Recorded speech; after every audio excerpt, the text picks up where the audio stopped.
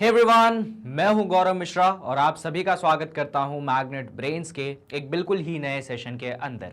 और आज के सेशन में हम क्लास 9th के मैथ्स को और आगे बढ़ाने वाले हैं और ये जो वीडियो है वो फोकस करेगा आपके क्लास 9th के मैथ्स के चैप्टर नंबर 10 यानी कि सर्कल्स पे। और सर्कल्स के अंदर भी जो आज हम लेकर आए हैं टॉपिक वो है आपके एक्सरसाइज 10.4 का सोल्यूशन वीडियो। आपको याद होगा कि सर्कल चैप्टर का मैंने इंट्रोडक्शन देने के बाद बहुत सारी बातें आपसे करी थी, मतलब बहुत सारे वीडियोस आपके लिए मैं बना चुका हूं।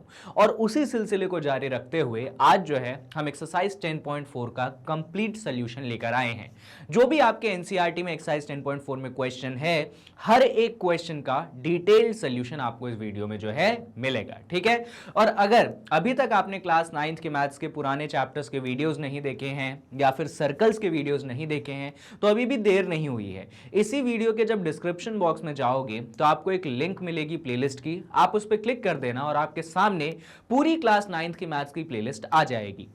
जो भी वीडियो आपने वहां पे नहीं देखी है आप उसको वहां से देख लेना, कॉन्सेप्ट बढ़िया तरीके से क्लियर हो जाएगा, अंडरस्टैंडिंग आपकी बहुत ज्यादा अच्छी हो जाएगी, ठीक है। चलिए, बाकी तो आप जानते होंगे कि मैग्नेट ब्रेन्स इकलौता ऐसा प्लेटफॉर्म है जो आप लोगों को प्रोवाइड करवाता है एजुकेशन फ्री ऑफ कॉस्ट, यानी कि यहां पे आपको 2 चैप्टर्स पढ़ने के बाद बाकी चैप्टर्स पढ़ने के लिए ना किसी तरीके का पेमेंट देना है और ना किसी तरीके का सब्सक्रिप्शन लेना है। तो चलिए इसी पॉजिटिव नोट पे हम सेशन को स्टार्ट करते हैं और देखते हैं कि हमारे एक्सरसाइज 10.4 में सबसे पहला क्वेश्चन क्या है। तो सबसे पहला क्वेश्चन ये है कि 2 circles of radius 5 centimetre and 3 centimetre intersect at 2 points and the distance between their centres is 4 centimetre. Find the length of the common chord. तो सवाल में आपको यह कहा गया है कि आपके पास 2 सर्कल हैं और ये दोनों सर्कल जो हैं इंटरसेक्ट करते हैं 2 पॉइंट्स पे। जब दोनों सर्कल 2 पॉइंट्स पे इंटरसेक्ट करते हैं तो एक सर्कल का जो रेडियस है 3 है, दूसरे सर्कल का रेडियस 5 है और आपको बोला गया है कि उनके बीच में, सेंटर्स के बीच में जो डिस्टेंस है वो 4 है। तो आपको कॉमन कॉर्ड का जो है यहां पे लेंथ निकाल के दिखाना है। तो अच्छे से पहले हम डायग्राम बनाते हैं, देखिएगा। पहला सर्कल बना लेते हैं, मान लीजिए बड़ा सर्कल हम इस तरफ बना लेते हैं, ठीक है। ये सर्कल हमारे पास हो गया जिसका रेडियस कितना है हमारे पास, जिसका रेडियस जो है हमारे पास 5 सेंटीमीटर है। क्लियर है। चलो अब दूसरा सर्कल बना लेते हैं जो थोड़ा छोटा सर्कल है। तो अगर हम दूसरा सर्कल बनाते हैं, मान लो हमने दूसरा सर्कल कुछ इस प्रकार बना लिया, इसका रेडियस कितना है हमारे पास, तो इसका रेडियस जो है हमारे पास 3 सेंटीमीटर है। हमने ये दूसरा सर्कल बना लिया। अगर इस सर्कल के सेंटर को हम O बोल देते हैं तो इस सर्कल के सेंटर को आप O डैश बोल सकते हैं। हमको क्वेश्चन में ये गिवन है कि O और O डैश यानी कि जो डिस्टेंस है सेंटर और इसके बीच में, ये डिस्टेंस आपको कितना गिवन है बच्चों, ये डिस्टेंस आपको गिवन है 4 सेंटीमीटर। तो मैं यहां पे नीचे दिखा देता हूं कि ये डिस्टेंस जो है आपको 4 सेंटीमीटर गिवन है।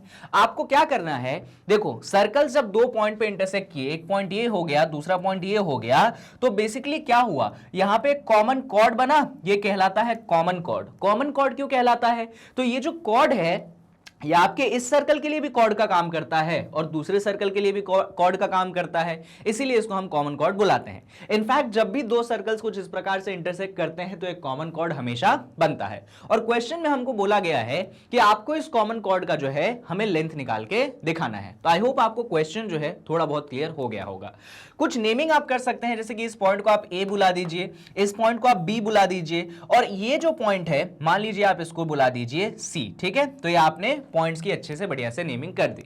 आपको याद है कि इस वीडियो से पुरानी वीडियो में मैंने आपको एक क्वेश्चन करवाया था। इनफैक्ट इससे पुरानी वीडियो में तो जरूर एक्सरसाइज 10.3 जो था वहां पे हमने क्वेश्चन डिस्कस किया था कि जब 2 सर्कल इंटरसेक्ट करते हैं, एकदम ध्यान से सुनिएगा, ये क्वेश्चन डिस्कस हो चुका है इसलिए मैं आपको वापस से बता रहा हूं, अलग से भी बता देता हूं कि 2 सर्कल्स जब इंटरसेक्ट करते हैं तो जो सेंटर को लाइन ज्वाइन करती है वो आपके कॉमन कॉर्ड के परपेंडिकुलर होती है। क्या बोल रहा हूं मैं, सुनो। जब 2 सर्कल, एक सर्कल ये, दूसरा सर्कल ये, जब 2 सर्कल इंटरसेक्ट करते हैं तो जो लाइन सेंटर को ज्वाइन करती है वो हमारे कॉमन कॉर्ड के क्या होती है, परपेंडिकुलर होती है। हमने इस चीज को बकायदा प्रूफ किया था, कहां पे, एक्सरसाइज 10.3 के क्वेश्चन नंबर 2 या क्वेश्चन नंबर 3 में। तो इस रिजल्ट को हम डायरेक्ट इस क्वेश्चन में क्या करेंगे, यूटिलाइज कर लेंगे। बिल्कुल सही बात है। तो हम बोलेंगे कि आपका जो ये वाला एंगल है वो बेसिकली क्या होगा, ये वाला वाला एंगल 90 डिग्री होगा, एकदम जस्टिफाइड है, कोई परेशानी नहीं। यहां पे आपका अटेंशन जो है मैं थोड़ा सा लिखने पे भी दिखा देता हूं, क्योंकि सिर्फ ऐसे डायग्राम में चीजें करोगे तो काम चलेगा नहीं। अब क्योंकि फाइंड करना है तो वो गिवन टू प्रूव लिखने का टेंशन है नहीं, तो बस यहां पे इतना लिख देना कि आपका जो AC है ये क्या होगा, ये परपेंडिकुलर होगा किस लाइन के, OO डैश वाली लाइन के परपेंडिकुलर होगा। अच्छा, कौन कौन सी लेंथ आपको मालूम है वो भी लिख दो। आपको मालूम है कि जो आपका OA है ये 5 सेंटीमीटर है, आपको मालूम है जो आपका O डैश A है ये आपके पास 4 सेंटीमीटर है, और आपको मालूम है जो OO डैश है यानी कि जो सेंटर, अरे रेडियस दूसरे सर्कल का 3 था, सो सॉरी, ये 3 सेंटीमीटर है। O डैश A दूसरे सर्कल का रेडियस है, ये 3 सेंटीमीटर है, और जो सर्कल के बीच में डिस्टेंस है OO डैश कितना है वो अपने पास जो है 4 सेंटीमीटर है। ये चीजें अपने पास गिवन थी, क्लियर है, बहुत बढ़िया। अब यहां पे आपका अटेंशन मैं थोड़ा सा और दूसरी जगह ग्रैब करवाता हूं, इधर आइए, इधर देखिए, यहां पे एक छोटा सा ट्रायंगल बन रहा है। देखिए यहां पे 90 डिग्री वाली चीज जस्टिफाइड है ना, तो आपने डायरेक्ट लिख भी दिया है, कोई परेशानी नहीं है, नंबर पूरे मिलेंगे। अब सुनो मेरी बात, यहां पे एक और बात है, एक छोटा सा ट्रायंगल बन रहा है, अगर मैं आपको दिखाऊं, ये ट्रायंगल ये वाला है, देखिए जरा, ये O है, ये आपके पास A है, और ये आपके पास O डैश है। क्या आपको ये ट्रायंगल दिखा, O डैश दिखा है, नहीं दिखा, देखा। इस ट्रायंगल में सुनिए, ये वाला जो साइड है कितना है, ये वाला साइड आपके पास 5 सेंटीमीटर है ना, और ये वाला साइड आपके पास कितना है, 3 सेंटीमीटर है, और ये वाला जो O डैश है ये कितना सेंटीमीटर है, ये आपके पास 4 सेंटीमीटर है। क्लियर होंगी इतनी बातें? अरे देखो ना, इसी डायग्राम में देखोगे एक ट्रायंगल बन रहा है, ये 5 है, ये 3 है, ये 4 है। अच्छा, क्या इन साइड्स को देख के आपको कोई थ्योरम याद आती है? मुझे तो याद आ रही है, थ्योरम का नाम है पाइथागोरस थ्योरम।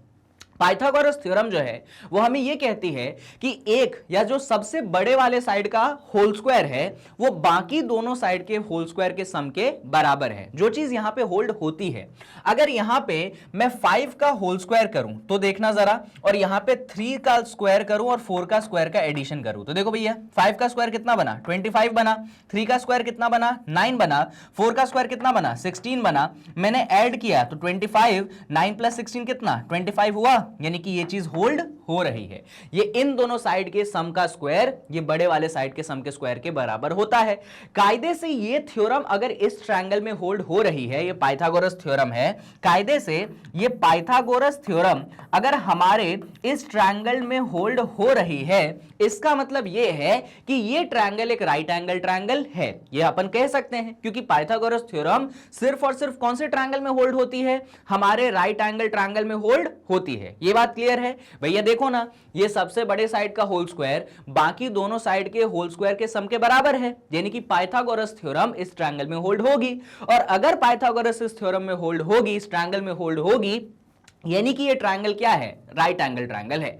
अब राइट एंगल ट्रायंगल है तो बात ये आती है कि सर राइट एंगल तो है, अब इसमें कौन सा एंगल 90 डिग्री होगा? तो मैंने आपको सिखाया था कि राइट एंगल ट्रायंगल में जो सबसे बड़ा साइड होता है वो हाइपोटेनियस होता है, और उसके ऑपोजिट वाला एंगल 90 डिग्री होता है। ये आपको पढ़ाया गया था कि राइट एंगल ट्रायंगल में जो सबसे बड़ा साइड होता है वो हाइपोटेनियस होता है, और उसका ऑपोजिट वाला एंगल 90 डिग्री होता है।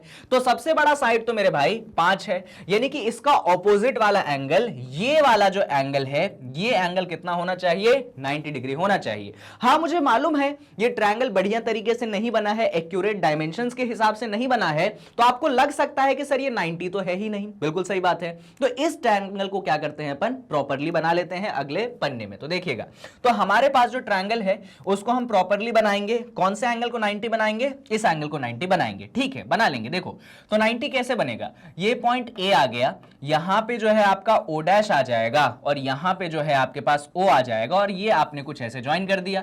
तो अब देखो बिल्कुल सही बना है। ये एंगल 90 बनाना था, ये देखो ये एंगल मैंने 90 बना दिया। अभी सही बना कि तकलीफ कोई नहीं, बढ़िया। तो ये अपन ने मस्त 90 बना दिया। इसमें अब डायमेंशंस देख लो, आपका जो ए ओ डैश था ये दूसरे सर्कल का रेडियस था, ये 3 था, तो ये जो है आपके पास 3 हो गया, और यहां पे सेंटर के बीच की दूरी कितनी है, 4 है, तो ये जो दूरी है आपके पास 4 हो गई, सेंटीमीटर भी लिख दो, ये दूरी जो है आपके पास 4 हो गई। और ये जो है आपका OA या आपके बड़े वाले सर्कल का रेडियस है 5 है, तो ये दूरी जो है आपके पास कितनी हो गई, आपके पास 5 सेंटीमीटर हो गई। तो आपके पास सारी चीजें एक तरीके से आ गई। अब आता है मेन कॉन्सेप्ट, अब सुनना, अब असली मजा आएगा बच्चों। हमारे पास जो ट्रायंगल है, यही ट्रायंगल है OAO', इसको हमने दो प्रकार से बनाया है। हम इसका दो प्रकार से एरिया निकालेंगे। कैसे निकालेंगे, तो यहां पे तो मेरे पास जगह बची नहीं, बची है थोड़ा सा, मैं चलो यहीं पे डिस्कशन आपसे करने की कोशिश करता हूं, या फिर अगले पेज में कर लें, ठीक है कोई बात नहीं, अगले पेज में कर लेते हैं। आ जाओ इधर आ जाओ।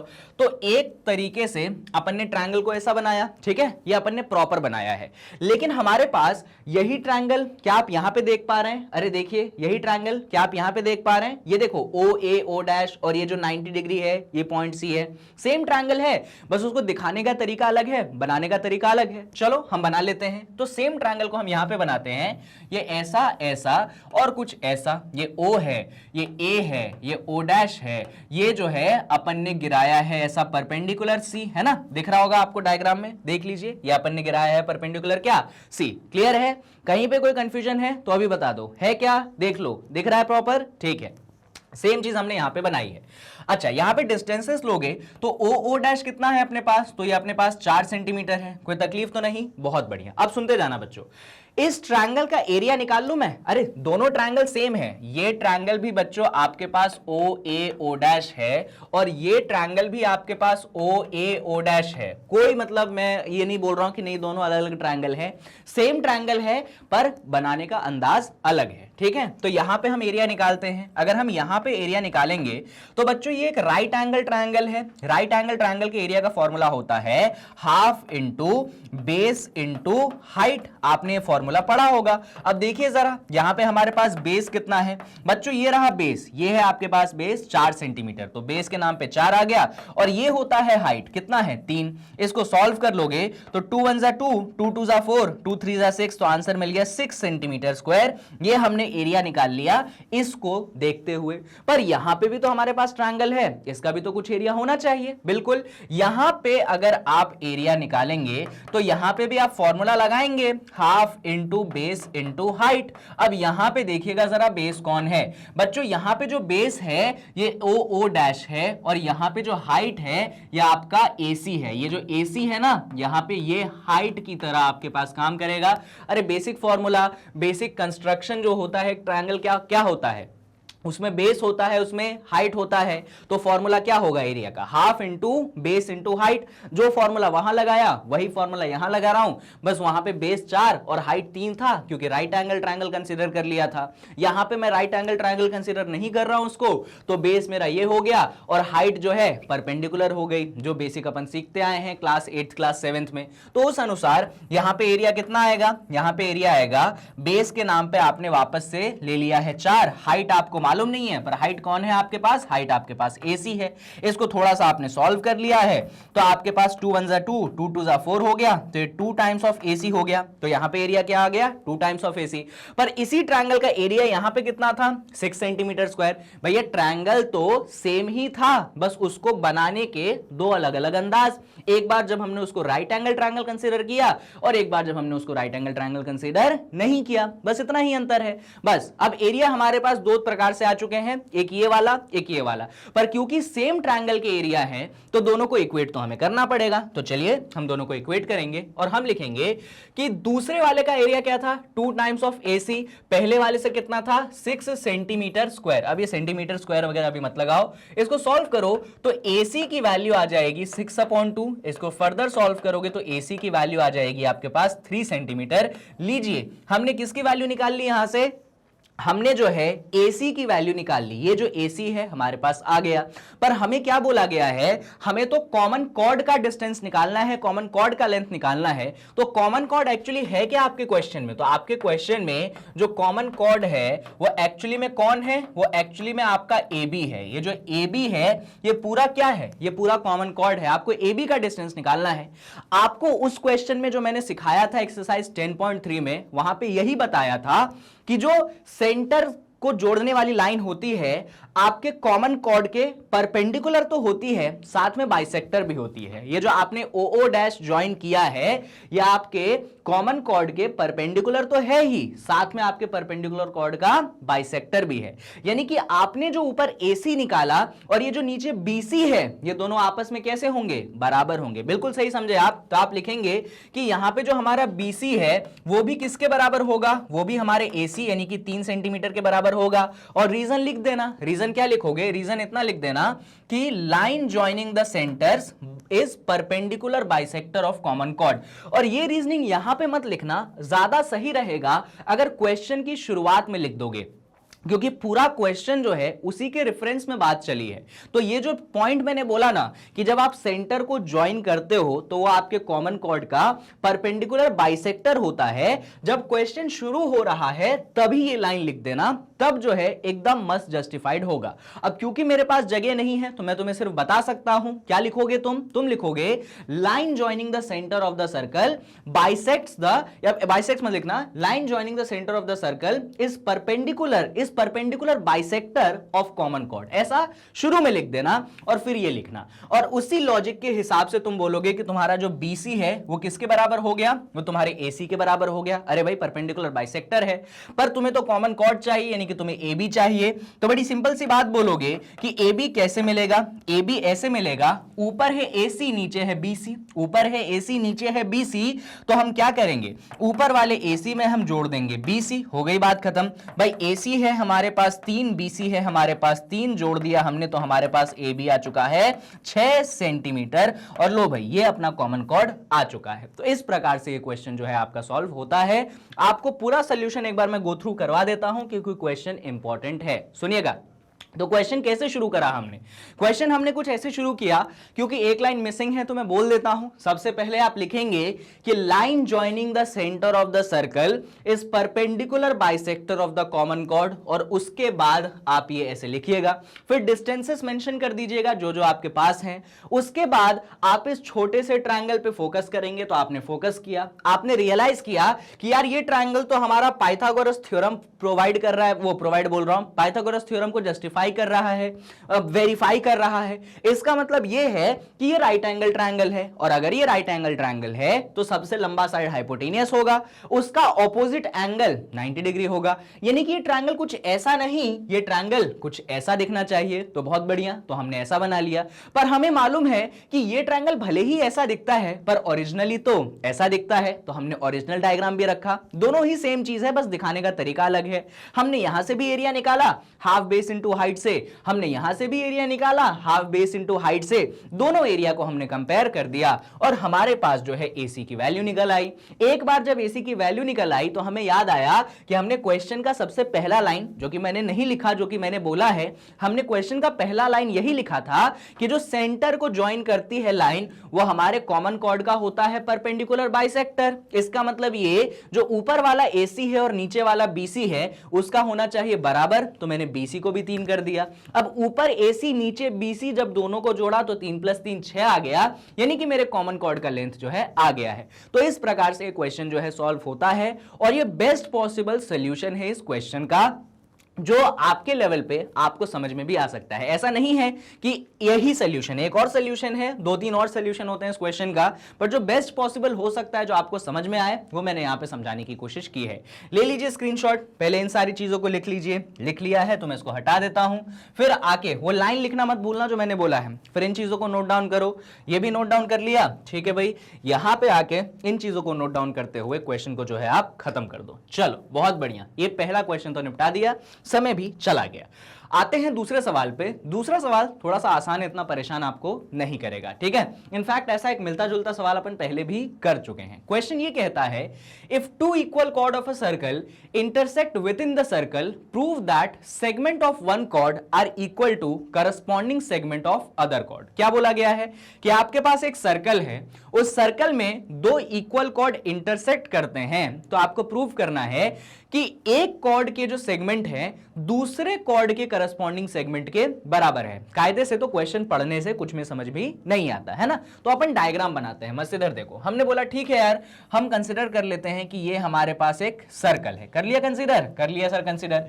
इस सर्कल में हमने कंसिडर कर लिया कि एक कॉर्ड बन गया, ये नाम दे देते हैं इसका, कि हमने बोल दिया इसको ये ए है और ये हमारे पास बी है। हमने दूसरा कॉर्ड बनाया, मान लो हमने दूसरा कॉर्ड बनाया, नाम इसका रख दिया हमने कि ये हो गया सी, ये हो गया डी। खास बात ध्यान रखिएगा, ये दोनों कॉर्ड्स क्या हैं आपके बराबर है। चलिए गिवन में लिखना स्टार्ट कर ही देते हैं। तो गिवन में आप क्या लिखेंगे? गिवन में आप ये लिखेंगे कि यहां पे जो आपका ए बी कॉर्ड है या आपके सी डी कॉर्ड के क्या है बराबर है। बस इतना ही आपको दिया गया और कुछ नहीं दिया गया है। मान लो ये दोनों कॉर्ड जिस पॉइंट पे इंटरसेक्ट करते हैं, हम उस पॉइंट को जो है प्यार से ई बुला देते हैं। ठीक है, हमने बुला दिया। अब हमें प्रूफ क्या करना है? तो हमें प्रूफ ये करना है कि जो आपके एक कॉर्ड का सेगमेंट है वो दूसरे कॉर्ड के करस्पॉन्डिंग सेगमेंट के बराबर है। पहले कॉर्ड का सेगमेंट मालूम है क्या है? बीई है और एई है। दूसरे कॉर्ड का सेगमेंट मालूम है क्या है? डीई है और ईसी है। तो मालूम है क्या प्रूफ करना है? दो चीजें प्रूफ करनी है। पहला तो ये कि ये जो ऊपर वाला बीई है इसको नीचे वाले डीई के इक्वल होना पड़ेगा, ऊपर वाले बीई को नीचे वाले डीई के इक्वल होना पड़ेगा। और साथ में जो दूसरी चीज आपको प्रूफ करनी है वो ये प्रूफ करनी है कि यहां पे जो छोटा सा EC है वो एक्चुअली नीचे वाले AE के बराबर होगा। ये दूसरी चीज आपको प्रूफ करनी है। ये दो चीजें प्रूफ करनी है कि जो ऊपर वाला BE है नीचे वाले DE के इक्वल होगा, दूसरा ऊपर वाला जो EC है छोटा सा वो नीचे वाले आपके EA के इक्वल होगा। बस इतना करना है प्रूफ। पर प्रॉब्लम यह है कि इतना प्रूफ करने में भी हमारी जान बाहर आ जाएगी। चलो गिवन हो गया, टू प्रूफ हो गया। कंस्ट्रक्शन यहां पे करना पड़ेगा, क्योंकि इतना तो आप समझ पाए हैं कि भैया आपके दोनों कॉर्ड्स क्या हैं? बराबर हैं। और अगर आपके दोनों कॉर्ड्स बराबर हैं तो हमें एक थ्योरम याद आती है। जो थ्योरम हमें यह कहती है कि सेंटर से गिराए हुए परपेंडिकुलर भी क्या होंगे? बराबर होंगे। अरे भाई, जब आपके कॉर्ड्स बराबर हैं तो जब सेंटर से गिराओगे उन कॉर्ड्स पे परपेंडिकुलर, तो परपेंडिकुलर भी क्या होंगे? बराबर होंगे। कॉन्सेप्ट समझ पा रहे हो? थ्योरम था ये। तो हम यही कंस्ट्रक्शन करेंगे कि मान लीजिए, यहां पे इन रेखाओं को मैं मिटा देता हूं, इनकी जरूरत नहीं है। मान लीजिए हमने पहले कॉर्ड पे परपेंडिकुलर गिरा दिया और नाम रख दिया इसका, इस पॉइंट का नाम रख दिया हमने L, और हमने दूसरे कॉर्ड पे परपेंडिकुलर गिरा दिया, नाम हमने रख दिया इसका M। अब क्योंकि ये हमने अपने तरफ से एक्स्ट्रा किया है तो कंस्ट्रक्शन में आएगा। कंस्ट्रक्शन में हम सबसे पहले बोलेंगे कि हमने OL परपेंडिकुलर गिराया हमारे AB कॉर्ड पे, और दूसरे पॉइंट में हम ये बोलेंगे कि हमारा जो OM है हमने ये परपेंडिकुलर गिराया हमारे CD कॉर्ड पे। तो ये दो चीजें हमने बोल दी। गिवन हो गया, टू प्रूफ हो गया, कंस्ट्रक्शन हो गया। अब आ जाते हैं हम कहां पे? अब आ जाते हैं हम प्रूफ पे। पर प्रूफ अपन यहां नहीं, अगले पन्ने में करेंगे। इतनी चीजें आप लोगों को समझ में आई या नहीं? अच्छा, एक और कंस्ट्रक्शन कर लो। यहां जो O और E है इसको भी ज्वाइन कर दो भाई। तो यहां पे एक और कंस्ट्रक्शन लिख दो कि आपने ज्वाइन कर देना है। किसको ज्वाइन कर देना है? O को ज्वाइन कर देना है और आपको E को ज्वाइन कर देना है। तो ऐसे आपने ज्वाइनिंग भी कर दी। बहुत बढ़िया। Given to proof construction. चलिए, इतनी मेहनत कर ली है तो अब अपन डिस्कशन करते हैं कि इस क्वेश्चन को अपन प्रूफ कैसे करेंगे। ठीक है, चलिए आइए बच्चों, यहां पे सबसे पहली बात सुनिए। जो मैंने पॉइंट बोला था कि कॉर्ड्स इक्वल हैं तो उन पे गिरे हुए परपेंडिकुलर भी क्या होंगे? इक्वल होंगे। तो हम यहां पे सबसे पहले यही लिखेंगे कि हमारा जो AB कॉर्ड है वो हमारे CD कॉर्ड के इक्वल है, हमारा जो OL है वो हमारे AB के परपेंडिकुलर है, हमारा जो OM है वो हमारे CD के परपेंडिकुलर है। और फिर यहां पे लिखना हेंस, और हेंस के बाद क्या लिखना? वो थ्योरम का स्टेटमेंट लिखना। कौन सा थ्योरम का स्टेटमेंट? कि perpendicular from the centre on equal chords are equal. ऐसा लिखना, perpendicular from centre, perpendicular from centre on equal chords are equal, perpendicular from centre on equal chords are equal, perpendicular from centre on equal chords are equal. ऐसे लिखोगे ना बच्चों तो आपका एक number भी कोई कहीं डिडक्ट नहीं कर पाएगा। तो उसके अनुसार आपका जो OL होगा वो किसके इक्वल होगा? वो आपके OM के इक्वल होगा। तो ये आप पहले ही प्रूफ करके रख लें, जिससे बाद में डायरेक्ट इसका यूटिलाइजेशन आप कर लें, है ना। तो ये काम अपन ने पहले कर लिया। इसके बाद आते हैं हम दो छोटे छोटे ट्रायंगल पे, एक है OLE और दूसरा है OME, है ना। चलिए दोनों ट्रायंगल्स पे आते हैं। तो हम लिखेंगे इन ट्रायंगल, कौन सा ट्रायंगल बच्चों? OLE बोला, और दूसरा ट्रायंगल कौन सा बोला मैंने आप लोगों को? OME। तो इन दोनों ट्रायंगल पे आप फोकस करेंगे, OLE और OME वाले ट्रायंगल पे। चलिए करें स्टार्ट करना फोकस। ठीक है भाई, कर देते हैं। OLE वाला ट्रायंगल कुछ ये है, OME वाला ट्रायंगल कुछ ये है। अगले पेज में जाके हम बना लेते हैं। तो ये रहा कुछ OLE, ये पॉइंट आपके पास O है, ये L है, ये E है, ये OLE है, और अगर चाहें तो आप OME भी बना लीजिए। ये O है, ये M है, ये E है, ये आपके पास क्या हो गया, ये आपके पास OME हो गया। ठीक है, अब सुनते जाइएगा। इन दोनों ट्रायंगल में सबसे बेसिक बात हम क्या देख सकते हैं? सबसे बेसिक बात सर ये देख सकते हैं कि हमारा एंगल L जो है हमारे एंगल M के इक्वल होगा, क्योंकि दोनों के दोनों 90 डिग्री यहां पे बनाते हैं। बिल्कुल सही बात है। उसके बाद तो राइट एंगल हो गया। उसके बाद हम ये देख सकते हैं कि इन दोनों में जो OE है वो कॉमन साइड है, तो हम यहां पे लिख देंगे कि हमारा जो OE है वो हमारे OE के इक्वल होगा, क्योंकि दोनों के दोनों क्या है भाई, दोनों के दोनों आपके कॉमन साइड हैं, तो हमने यहां पे दोनों के दोनों को कॉमन साइड बोल दिया।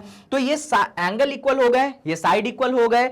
अब इसके बाद आगे की कहानी सुनो। इसके बाद हम बोलेंगे अरे भाई हमारा जो OL है वो भी तो हमारे OM के इक्वल है। बिल्कुल सही बात। तो हम बोलेंगे कि जो हमारा OL है वो हमारे OM के इक्वल है। ये तुम्हें कैसे मालूम? तो यहां पे हम पहले प्रूव करके बैठे हैं, तो यहां पे ब्रैकेट में लिख देना प्रूव्ड अबव। क्या लिख देना ब्रैकेट में? प्रूव्ड अबव, यानी कि हमने ये चीज पहले ही प्रूव कर ली है। अब सुनो भाई, ये बना आपके पास राइट एंगल, और ये जो OE और OE क्या है, 90 डिग्री के ऑपोजिट साइड है। देखो ये 90 डिग्री है, इसका ऑपोजिट साइड यानी कि ये भी हाइपोटेनियस है। ये 90 डिग्री इसका ऑपोजिट साइड यानी कि ये भी हाइपोटेनियस है। यानी कि जो OE और OE है ये बेसिकली आपके हाइपोटेनियस है, और जो OL और OM है ये आपके नॉर्मल से साइड है, यानी कि आपके S है।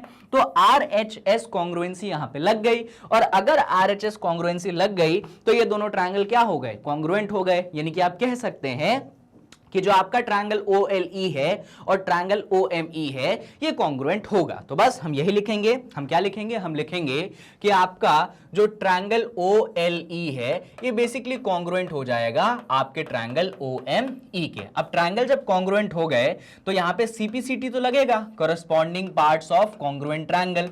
तो CPCT के अनुसार क्या? सुनिएगा, CPCT के अनुसार बच्चों ये कि यहां पे हम करेंगे LE वाले साइड और ME वाले साइड को इक्वेट। किसको इक्वेट करेंगे? LE और ME को करेंगे इक्वेट। तो यहां पे LE कैसे ले? अगर हम सेकंड और थर्ड लेते हैं तो LE बनेगा, यहां पे सेकंड और थर्ड लेते हैं तो ME बनेगा। तो हम लिखेंगे कि हमारा जो LE है वो बेसिकली हमारे ME के इक्वल होगा। ये तो बिल्कुल भी ऑब्वियस बात है, बिल्कुल ही ऑब्वियस बात है, मतलब कोई दिक्कत ही नहीं। इधर भी सेकंड थर्ड, इधर भी सेकंड थर्ड, जो हमारा LE है वो हमारे ME के इक्वल हो गया, कोई परेशानी की बात नहीं। पर सर अभी भी वो चीज तो प्रूव नहीं हुई है जो आपको प्रूव करनी है। कर देते हैं प्रूव। चलिए अब जो चीज प्रूव करनी है उस पे अपन थोड़ा सा आते हैं। चलो यहां पे मैं एक और थ्योरम की आपको याद दिलाना चाहूंगा। वो थ्योरम ये थी कि जब आप सेंटर से परपेंडिकुलर गिराते हो तो आपका कॉर्ड जो है बाइसेक्ट हो जाता है। याद है आप लोगों को ये बात कि नहीं याद है? याद है, बहुत अच्छी बात है कि जब आप सेंटर से परपेंडिकुलर गिराते हो तो आपका कॉर्ड जो है बाइसेक्ट हो जाता है। ये देखिए आपने सेंटर से क्या गिराया? परपेंडिकुलर गिराया। ये जो AB कॉर्ड है कहां बाइसेक्ट हुआ? L वाले पॉइंट पे बाइसेक्ट हो गया। यानी कि इधर जो BL है वो आपके AB का क्या होगा? आधा होगा। तो सुनिए हम क्या बोलेंगे? हम ये बोलेंगे कि भाई हमारे पास जो OL है ये हमारे AB के परपेंडिकुलर है। तो हमारे पास थ्योरम क्या है? हमारे पास थ्योरम ये है कि perpendicular from centre bisects the chord. Theorem क्या है? Perpendicular from centre bisects the chord, ऐसा हम लिखेंगे। Perpendicular from centre, just a second, perpendicular from centre bisects the chord, ऐसा हम लिखेंगे। तो हमारा जो सेंटर से परपेंडिकुलर है वो कॉर्ड को करता है बाइसेक्ट। तो उसके अनुसार ये जो आपका BL होगा ये आपके किसका आधा होगा बच्चों? पूरा कॉर्ड कौन है? AB है, AB का आधा होगा। तो हम क्या लिखेंगे? हम यहां पे लिखेंगे इसके अनुसार हमारा जो BL होगा वो हमारे AB का क्या होगा? वो हमारे AB का आधा होगा। बेसिक प्रॉपर्टी जो अपन इतने सालों से फॉलो करते आ रहे हैं उसी चीज को अपन ने एक्सटेंड किया कि सेंटर से गिराया आपने परपेंडिकुलर तो ये बाइसेक्ट हो गया, तो BL जो है AB का आधा हो गया। पर यही चीज तो इस वाले कॉर्ड में भी वैलिड होती है। भैया इस वाले कॉर्ड में भी आपने क्या गिराया है? परपेंडिकुलर गिराया है। देखिए ना इस वाले कॉर्ड CD में भी आपने OM क्या गिराया है? परपेंडिकुलर गिराया है। यानी कि यहां पे जो DM होगा वो भी तो आपके CD का क्या होगा? आधा होगा। बिल्कुल ऑब्वियस सी बात है। तो यहां पे आप लिख दीजिएगा सिमिलरली। क्या लिख दीजिएगा? सिमिलरली। वापस से सब कुछ लिखने की जरूरत नहीं है, आप तो तो डायरेक्ट वो लिखो। क्या लिखोगे सिमिलरली में? सिमिलरली में लिखोगे कि जो dm है वो हमारे cd का आधा होगा। तो सिमिलरली में लिखोगे कि जो आपका dm है वो आपके cd का क्या होगा? आधा होगा। बहुत बढ़िया, ये कुछ ऐसा बन गया। अब इसके आगे की कहानी देख लीजिए। अब आगे देखिए, इतनी तो बातें आपको समझ में आ चुकी होंगी। मैं आपको क्वेश्चन के स्टार्टिंग में ले जाता हूं, जहां पे ये दिया गया था कि आपके दोनों कॉर्ड्स क्या हैं? इक्वल है, यानी कि आपका जो ए बी है वो आपके सी डी के इक्वल है। देखते जाना भाई, क्वेश्चन की स्टार्टिंग में हमें बोला गया था कि हमारा जो ए बी है वो हमारे सी डी के इक्वल है। अब सुनो, यहां पे हाफ ऑफ ए बी है, वहां पे हाफ ऑफ सी डी है, तो मैंने सोचा ठीक है यार, हाफ को इस तरफ भी मल्टीप्लाई कर दो और हाफ को जो है इस तरफ भी मल्टीप्लाई कर दो, यानी कि हमारे एलएचएस में भी हाफ ऑफ ए बी आ गया और हमारे आरएचएस में भी हाफ ऑफ सी डी आ गया। अब एक बात बताओ, हाफ ऑफ ए बी कितना है? सर वो तो बीएल है, यानी कि half of A B BL आ गया। और हाफ ऑफ सी डी कितना है? सर वो तो डीएम है, यानी कि बीएल जो है वो हमारे डीएम के क्या हो गया? इक्वल हो गया। बीएल जो है वो हमारे डीएम के क्या हो गया? इक्वल हो गया। ये हमने यहां पे प्रूफ किया है कि हमारा BL एक्चुअली हमारे DM के क्या है? इक्वल है। अब ये प्रूफ करके हम क्वेश्चन कैसे प्रूफ करेंगे? तो चलिए अब जरा डिस्कशन उस चीज पे करते हैं। अब यहां पे देखो, ये जो इक्वेशन है ना, इसको फर्स्ट बोल दो, और ये जो अपन ने इक्वेशन निकाली है अपन इसको सेकंड बोल देते हैं। अपन फर्स्ट और सेकंड इक्वेशन के साथ खेलेंगे। आ जाओ, तो पहले इक्वेशन के अनुसार LE बराबर ME, चलो लिखते चलो। पहले इक्वेशन के अनुसार तुम्हारा जो LE है वो तुम्हारे ME के बराबर है। देख लो दादा, पहले इक्वेशन के अनुसार तुम्हारा LE ME के बराबर है। दूसरे इक्वेशन के अनुसार BL जो है वो DM के बराबर है। तो दूसरे इक्वेशन क्या कह रहा है? वो कह रहा है कि जो हमारा BL है वो हमारे DM के बराबर है। ये पहला इक्वेशन है। और ये कौन सा इक्वेशन है? दूसरा इक्वेशन है। बहुत बढ़िया। एक बार डायग्राम को वापस बना ले, क्या पूरा डायग्राम मत बनाओ, उसमें जो कॉर्ड्स हैं सिर्फ उनको बनाओ। ये जो आपके पास कॉर्ड्स हैं सिर्फ इनको बनाओ, पूरी चीज बनाने की जरूरत नहीं है। तो पहला कॉर्ड बच्चों कुछ ऐसा है, सिर्फ पहले कॉर्ड को बना रहा हूं मैं। B है, L है, E है और A है, सब जोड़ दो, BLE, बस इतना जोड़ो। ये B है, यहां कहीं तुम्हारे पास L है, यहां कहीं तुम्हारे पास E है। मुझे एक्चुअली अभी इतने की जरूरत है, मुझे पूरे कॉर्ड की जरूरत भी नहीं है। जस्ट ए सेकेंड, सिर्फ मुझे इतने की जरूरत है, मुझे बाकी की जरूरत है भी नहीं, पूरे कॉर्ड की जरूरत नहीं है। अच्छा, दूसरे कॉर्ड को बना रहा हूं, DME, सिर्फ इतना ले लेना। दूसरे कॉर्ड में सिर्फ इतने को देखो, ये D है, ये तुम्हारे पास कहीं M है और ये तुम्हारे पास E है। तो मैंने पूरे कॉर्ड को नहीं बनाया है, मैंने कितने पोर्शन को बनाया है? सिर्फ BLE DME, जानबूझ के सिर्फ इतने पोर्शन को बनाया है। क्या कारण है उसका? अभी आपको समझ में आएगा, समझाने के लिए आपके लिए मैंने बनाया है। सुनिए, आप इन दोनों इक्वेशंस को ऐड कर दीजिए। आप इन दोनों इक्वेशंस को क्या कर दीजिए बच्चों? ऐड कर दीजिए। जब आप इन दोनों इक्वेशंस को ऐड करेंगे, LHS में जुड़ेगा, यानी कि आप बोलेंगे कि जो LE है वो आपके BL में जुड़ जाएगा। वहीं पे RHS में जुड़ेगा, यानी कि आपका जो ME है वो आपके DM में जुड़ जाएगा। क्लियर है? अरे LHS में जुड़ा, RHS में जुड़ा। अब सुनना, यहां पे देखो, इधर डायग्राम में देखो, ये रहा तुम्हारा LE, ये रहा LE और ये रहा BL, ये रहा BL। तुमने LE और BL को जोड़ा, तुमने LE और BL को जोड़ा, क्या बनेगा? B से लेकर E तक की डिस्टेंस आई, BE बनेगी। ऑब्वियस सी बात है ना यार, अगर तुम LE और BL को जोड़ते हो तो एक्चुअली में कौन बनेगा? तुम्हारे पास BE बनेगा। तो यहां पे LE प्लस BL की जगह आप क्या लिख दोगे? आप BE लिख दोगे। और सेम लॉजिक अगर आप इसमें फॉलो करते हो, same logic, exactly same logic अपन इसमें फॉलो करेंगे। ये B था, ये L था, ये E था। सेम लॉजिक सेकंड केस में आ जाइए, सेकंड केस में जरा फॉलो कर लेते हैं। सेकंड केस में आपके पास ME है, ये रहा आपके पास ME, आपको दिखाई दे रहा होगा। फिर आपके पास DM में है, ये रहा आपके पास DM। आपने क्या किया? आपने ME और DM को जोड़ दिया। जैसे ही ME और DM को जोड़ा, एक्चुअली आपके पास कौन मिल गया? एक्चुअली आपके पास DE मिल गया। यानी कि आप बोलेंगे कि RHS में आपके पास कौन आ गया? आपके पास DE आ गया। तो आपने ये प्रूफ कर दिया कि आपका जो BE है वो आपके DE के बराबर है। और क्वेश्चन में यही चीज पहली प्रूव करनी थी कि BE जो है DE के बराबर है। दूसरी चीज तो यूं ही प्रूव हो जाएगी। पहली चीज समझ में आई कि नहीं, पहले तो ये बताओ। क्लियर है? ठीक है। अब आते हैं अपन दूसरी चीज पे। ये अपन ने प्रूव कर दिया।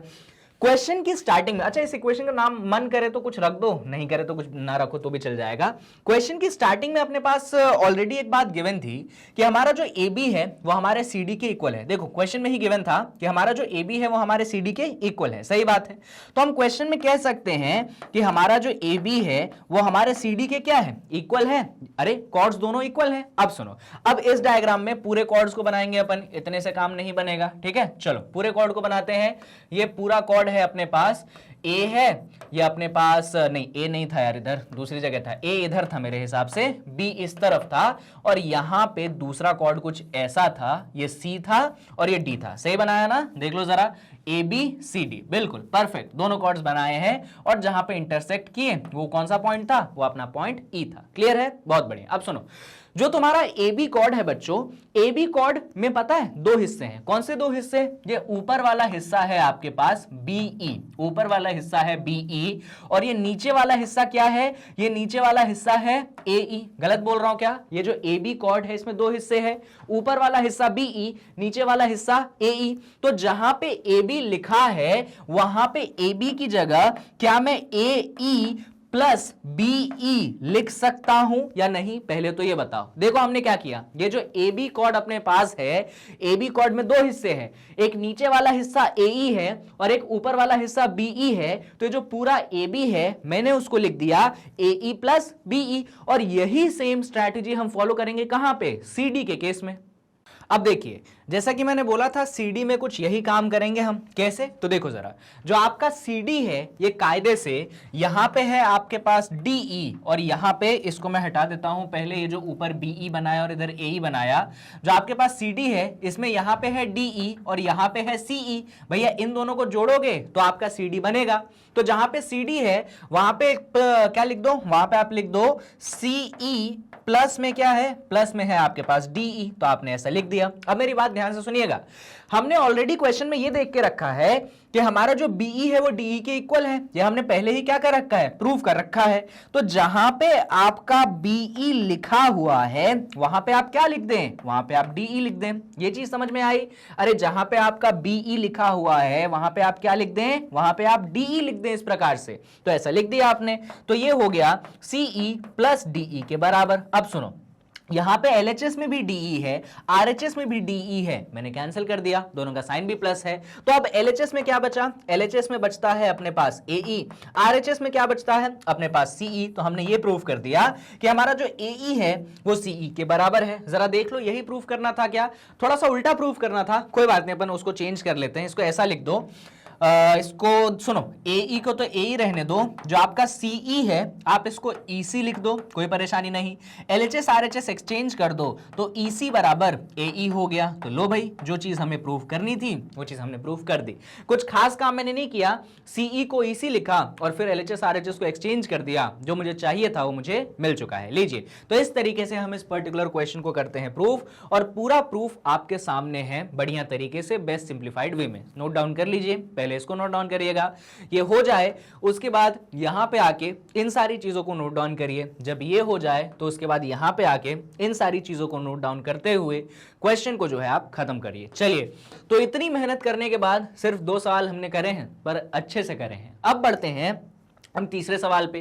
तीसरा सवाल क्या कहता है, ये कहता है if two equal chord of a circle intersect within the circle, prove that line joining the point of intersection to the centre makes equal angle with the chord. Sir question पढ़ने से तो कुछ समझ में नहीं आया, चलिए यहां पे समझते हैं हम। हमें बोला गया है कि आपके पास एक सर्कल है, ठीक है। इस सर्कल में मान लीजिए एक कॉर्ड ये है, दूसरा कॉर्ड ये है, एक सर्कल में 2 कॉर्ड्स आपको दिए गए हैं। मान लीजिए आपने पहले कॉर्ड को जो है ए बी बोल दिया, दूसरे कॉर्ड को जो है आपने सी डी बोल दिया, और वो कह रहे हैं कि ये जो दोनों के दोनों कॉर्ड्स हैं ये इक्वल हैं। एक चीज तो उन्होंने ये दे दी है। चलिए क्वेश्चन में गिवन में हम लिख देते हैं कि गिवन के नाम पे हम ये लिखेंगे कि हमारे दोनों कॉर्ड्स क्या हैं, ए बी और सी डी क्या है, ये हमारे इक्वल है। आगे वो बोलते हैं कि वो इंटरसेक्ट करते हैं एक पॉइंट पे, तो हम देख सकते हैं कि हाँ जी वो एक पॉइंट पे इंटरसेक्ट करते हैं जो कि ई है। फिर वो कहते हैं prove that line joining the point of intersection to the centre, तो यहां पे आपको सेंटर लेना पड़ेगा। कह रहे हैं कि जो लाइन ज्वाइन करती है पॉइंट ऑफ इंटरसेक्शन को सेंटर से, तो मान लो ये वो लाइन है जो कि ज्वाइन करती है पॉइंट ऑफ इंटरसेक्शन के और पॉइंट ऑफ इंटरसेक्शन को सेंटर से, तो प्रूफ करना है कि जो आपके दोनों कॉर्ड हैं वो उस लाइन के साथ बराबर एंगल बनाते हैं। ये जो लाइन है, इस लाइन के साथ वो क्या करते हैं, वो बराबर एंगल बनाते हैं।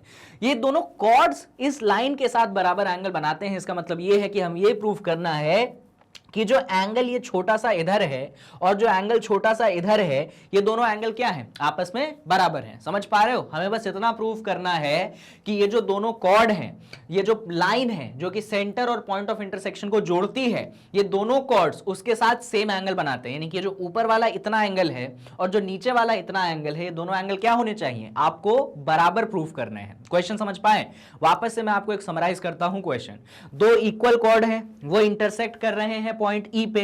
जिस पॉइंट पे वो इंटरसेक्ट किए उस पॉइंट को हमने सेंटर से ज्वाइन किए। फिर हमें ये प्रूफ करना है कि जो पहला कॉर्ड उस लाइन के साथ एंगल बनाता है और जो दूसरा कॉर्ड उस लाइन के साथ एंगल बनाता है, वो दोनों एंगल क्या है, इक्वल है। बस इतना करना है प्रूफ। तो टू प्रूफ में क्या लिखोगे, टू प्रूफ में इस वाले एंगल का क्या नाम दूं, AEO नाम दे दूं, और नीचे वाले एंगल का क्या नाम दे दूं, CEO, ये नाम दे देता हूं। तो टू प्रूफ में हम लिखेंगे, टू प्रूफ में हम क्या लिखेंगे, टू प्रूफ में लिखेंगे कि हमारा जो ऊपर वाला एंगल है, एंगल AEO, वो बराबर होने चाहिए हमारे नीचे वाले एंगल यानी कि CEO से। ये पॉइंट क्लियर है? जो ऊपर वाला एंगल AEO है वो बराबर होने चाहिए नीचे वाले एंगल CEO से। तो ये हमारा टू प्रूफ आ गया।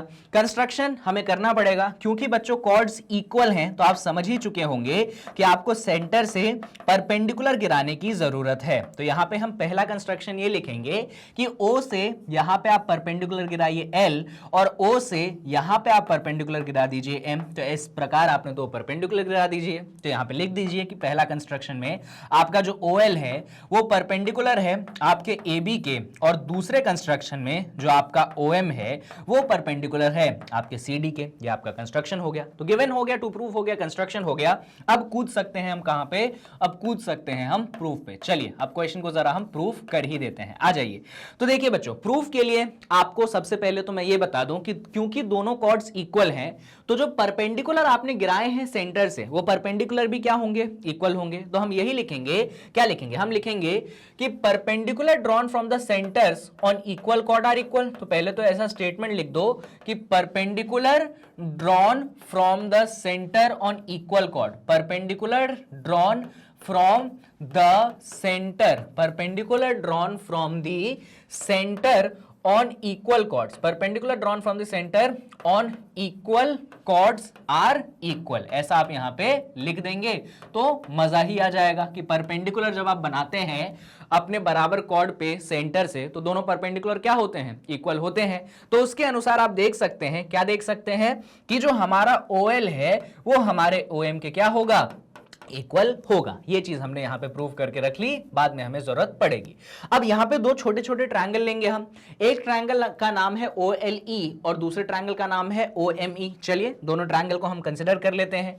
तो पहला ट्रायंगल कुछ ऐसा दिखता है, ये O है, ये L है, ये E है, ये 90 डिग्री है। दूसरा ट्रायंगल कुछ ऐसा दिखता है, ये O है, ये M है और ये E है। ये आपके पास दूसरा ट्रायंगल है और ये 90 डिग्री है। तो हम लिखेंगे in triangle OLE, in triangle OLE and triangle OME। ये दो ट्रायंगल कंसीडर करेंगे बच्चों, OLE और OME।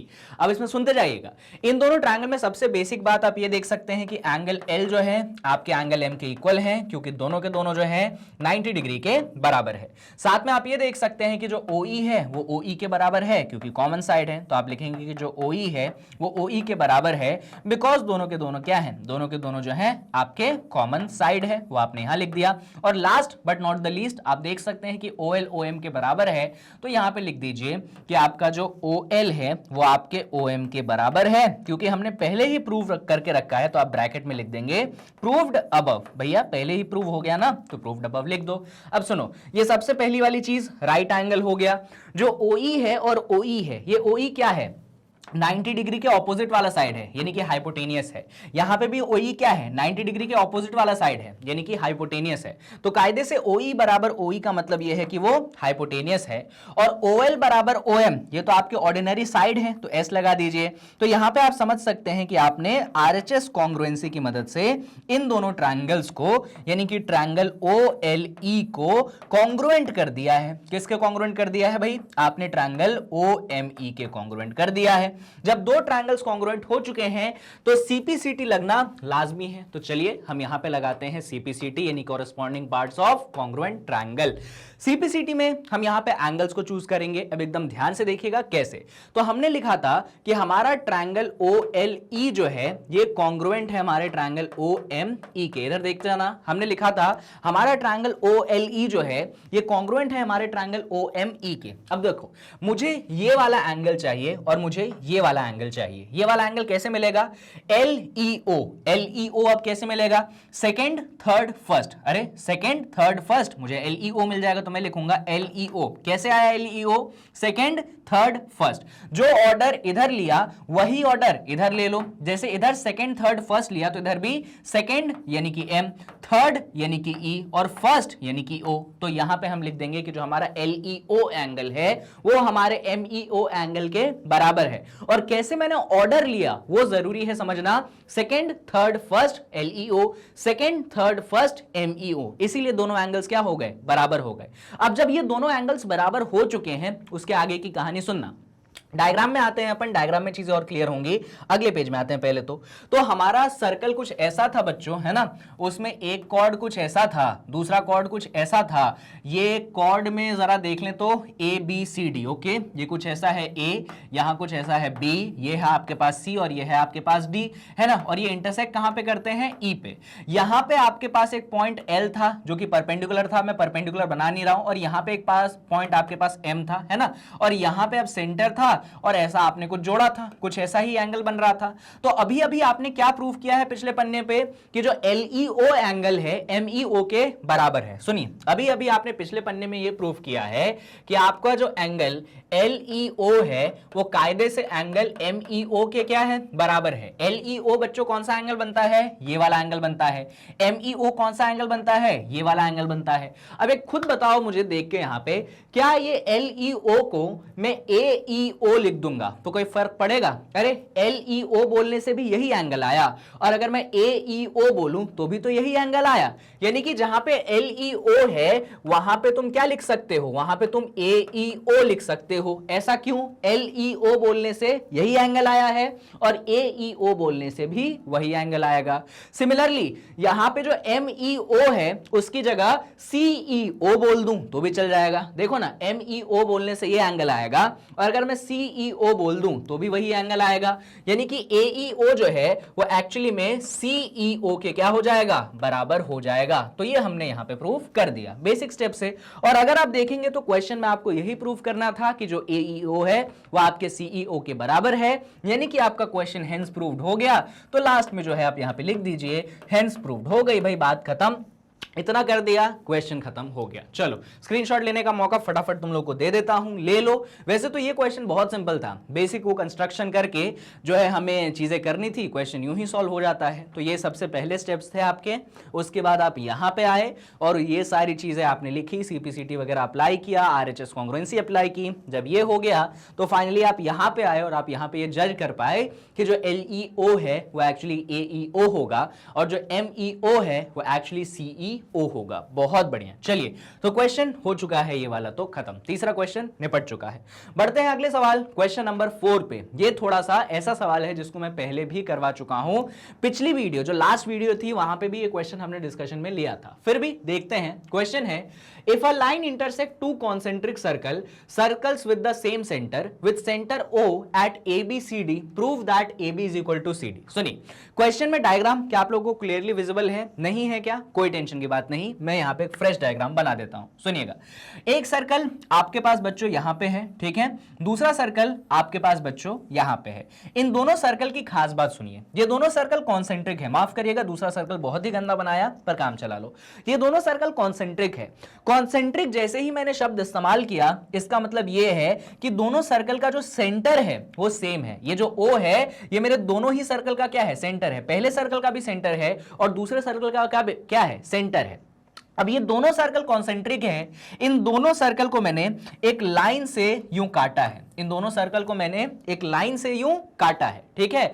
और लाइन से काटने के बाद ये जो पॉइंट है मेरे पास A है, ये जो पॉइंट है मेरे पास B है, ये जो पॉइंट है मेरे पास C है और ये जो पॉइंट है मेरे पास D है। लाइन का नाम जो है मैंने मान लो L रख दिया। क्लियर है? तो बस इतना प्रूफ कर देना है कि ये जो AB यहां पे बन रहा है और ये जो CD यहां पे बन रहा है ये क्या है, बराबर है। हो गई ना बात, खत्म। चलो सबसे पहले हम लिखेंगे बच्चों यहां पे गिवन में हम क्या लिखेंगे, गिवन में हम लिखेंगे वो चीजें जो हमें दी गई है। तो ये लिखने मत बैठ जाना कि तुम्हारे पास सर्कल है जिसका दोनों का सेंटर O है, या फिर अभी और उसके अलावा कुछ बचा है क्या लिखने के लिए, कुछ है भी नहीं लिखने के लिए यार, फिर तो वही लिखना पड़ेगा। लिख दो concentric circle with centre O, ऐसा लिख दो, concentric circles with centre O लिख दो। अब कुछ नहीं बचाना लिखने को, तो क्या करेंगे, concentric circle with centre O, बस इतना लिख देना। चाहो तो ये भी लिख देना कि line L intersect both the circles at the point ABCD, मन करे तो, मन क्या करे लिख ही देना यार, वरना कोई नंबर काट ले अपने, क्यों फालतू में दुखी हुए, कोई टेंशन ले, लिख ही देना कि जो लाइन L है वो हमारे दोनों सर्कल को ABCD 4 पॉइंट पे जो है कट करती है, ये भी लिख देना, ठीक है। गिवन हो गया। इसके बाद टू प्रूव में आओ। टू प्रूव में क्या प्रूव करना है दादा, तो हमें यह प्रूव करना है कि जो हमारा AB है ना वो हमारे CD के बराबर है। कर देंगे, कोई बड़ी बात नहीं है। सुनना, यहां पे कंस्ट्रक्शन होगा, तो चलिए उस कंस्ट्रक्शन को हम करते हैं। और कंस्ट्रक्शन में बच्चों ये होगा कि सुनिएगा, ये आपका जो सेंटर O है यहां से आपको परपेंडिकुलर गिराना है किस पे, लाइन L पे। और इस पॉइंट को मान लीजिए आपने नाम दे दीजिए E। क्या पॉइंट दे दिया, E, ठीक है। तो यहां पे कंस्ट्रक्शन में आप ये बोलेंगे कि आपने जो है OE है गिराया परपेंडिकुलर किसके, आपके लाइन L के, क्योंकि मैंने इस लाइन को क्या बोल दिया था, L बोल दिया था। क्वेश्चन में भी शायद उन्होंने लाइन का इस्तेमाल नहीं किया था नाम, कोई बात नहीं, हमने L दिखा दिया तो भी काम चल जाएगा कि जो OE है हमने वो परपेंडिकुलर बनाया है हमारे L के। क्लियर है बातें, बहुत बढ़िया। तो ये गिवन वगैरह का काम तो खत्म हो गया। अभी आते हैं अपन कहां पे, प्रूफ पे। चलो अब सुनना, जब हम प्रूफ करेंगे बच्चों तो हम एक बार में एक सर्कल को कंसीडर करेंगे, और सबसे पहले हम इस छोटे सर्कल को कंसीडर करेंगे, फिर जो है हम इस बड़े सर्कल को कंसीडर करेंगे। तो चलिए सबसे पहले छोटे सर्कल को कंसीडर करते हैं। तो यहां पे लिखिएगा in small circle with centre O, लिख दीजिए, बहुत फायदे में रहेंगे आप। In small circle with centre O, ऐसा लिख दो, in small circle with centre O, ठीक है।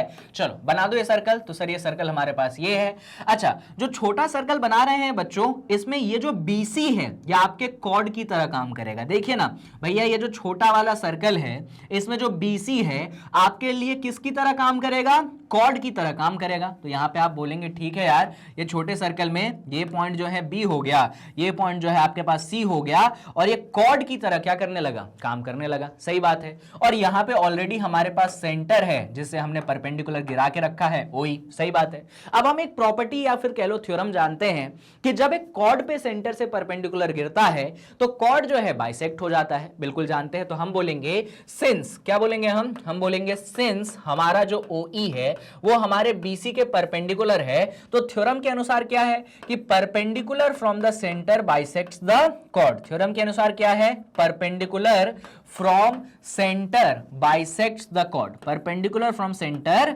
बाइसेक्ट्स, किसको बाइसेक्ट्स करता है भैया, कॉर्ड को बाइसेक्ट करता है। इसके अनुसार एक तरफ आपके पास BE आ चुका है और दूसरी तरफ आपके पास CE आ चुका है। तो आपने लिख देना है कि जो आपका BE है वो CE के बराबर है। बिल्कुल सही बात है।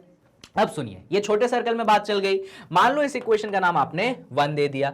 अब इसी तरीके से हम क्या करते हैं बच्चों, बड़े वाले सर्कल पे आ जाते हैं। अब बड़ा वाला सर्कल कौन है, यही सर्कल जिसका सेम सेंटर है पर रेडियस बड़ा है, तो सर्कल भी बड़ा है। तो हम क्या लिखेंगे, हम लिखेंगे in big circle with centre O। कितना बचकाना लिख रहा है ना लिखने में, पर फिर भी लिख दो, in big circle with centre O। कोई शर्म की बात नहीं बिग सर्कल और स्मॉल सर्कल लिखने में। In big circle with centre O, आपने ऐसा लिख दिया भैया जो बड़ा सर्कल है उसमें सेंटर ओ, लगे तो लगे क्या, बनाओ ही भैया, हमने बना दिया। इसका सेंटर पे कितना बच्चों, ओ।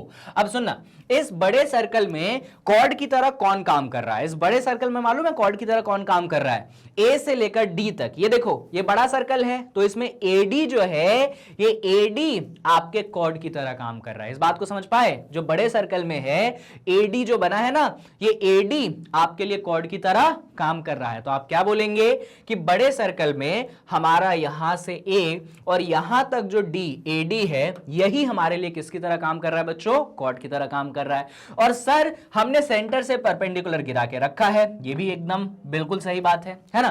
तो वापस से हम बोलेंगे कि हमारा जो ओ ई है वो परपेंडिकुलर है हमारे एडी के, और थ्योरम ये कहती है हमें कि perpendicular drawn from centre bisects the chord. Theorem हम ये कहती है perpendicular drawn from centre bisects the chord, perpendicular drawn from centre bisects the chord. अरे हाँ कि ना भैया, हाँ ना, बहुत बढ़िया, हाँ ना बोल रहे हो क्या, नहीं समझ आ रहा है ना, बढ़िया। तो perpendicular drawn from the centre bisects the chord, यानी कि बच्चों ये जो आपका इस तरफ AE है और उस तरफ जो आपके पास DE है, ये भी क्या हो गए, ये भी बराबर हो गए। तो हमने बोला ठीक है हमारा AE और DE बराबर, ये मान लो हमारे पास सेकंड इक्वेशन आ गया। तो दो इक्वेशन है हमारे पास, एक ये वाला और एक दूसरा वाला। चलिए दोनों इक्वेशन को अगले पन्ने पे साथ लिखते हैं। पहले दूसरे इक्वेशन को लिखते हैं AE बराबर DE। चलिए पहले दूसरे इक्वेशन को लिख लेते हैं कि हमारा जो AE है वो हमारे DE के बराबर है, ठीक है, ये दूसरे इक्वेशन के अनुसार। अब जरा जाके ऐसा करते हैं ना, पहले वाले को भी लिख लेते हैं। पहला इक्वेशन ये कहता है कि हमारा BE जो है वो CE के बराबर है, कोई टेंशन की बात नहीं, लिख लेते हैं।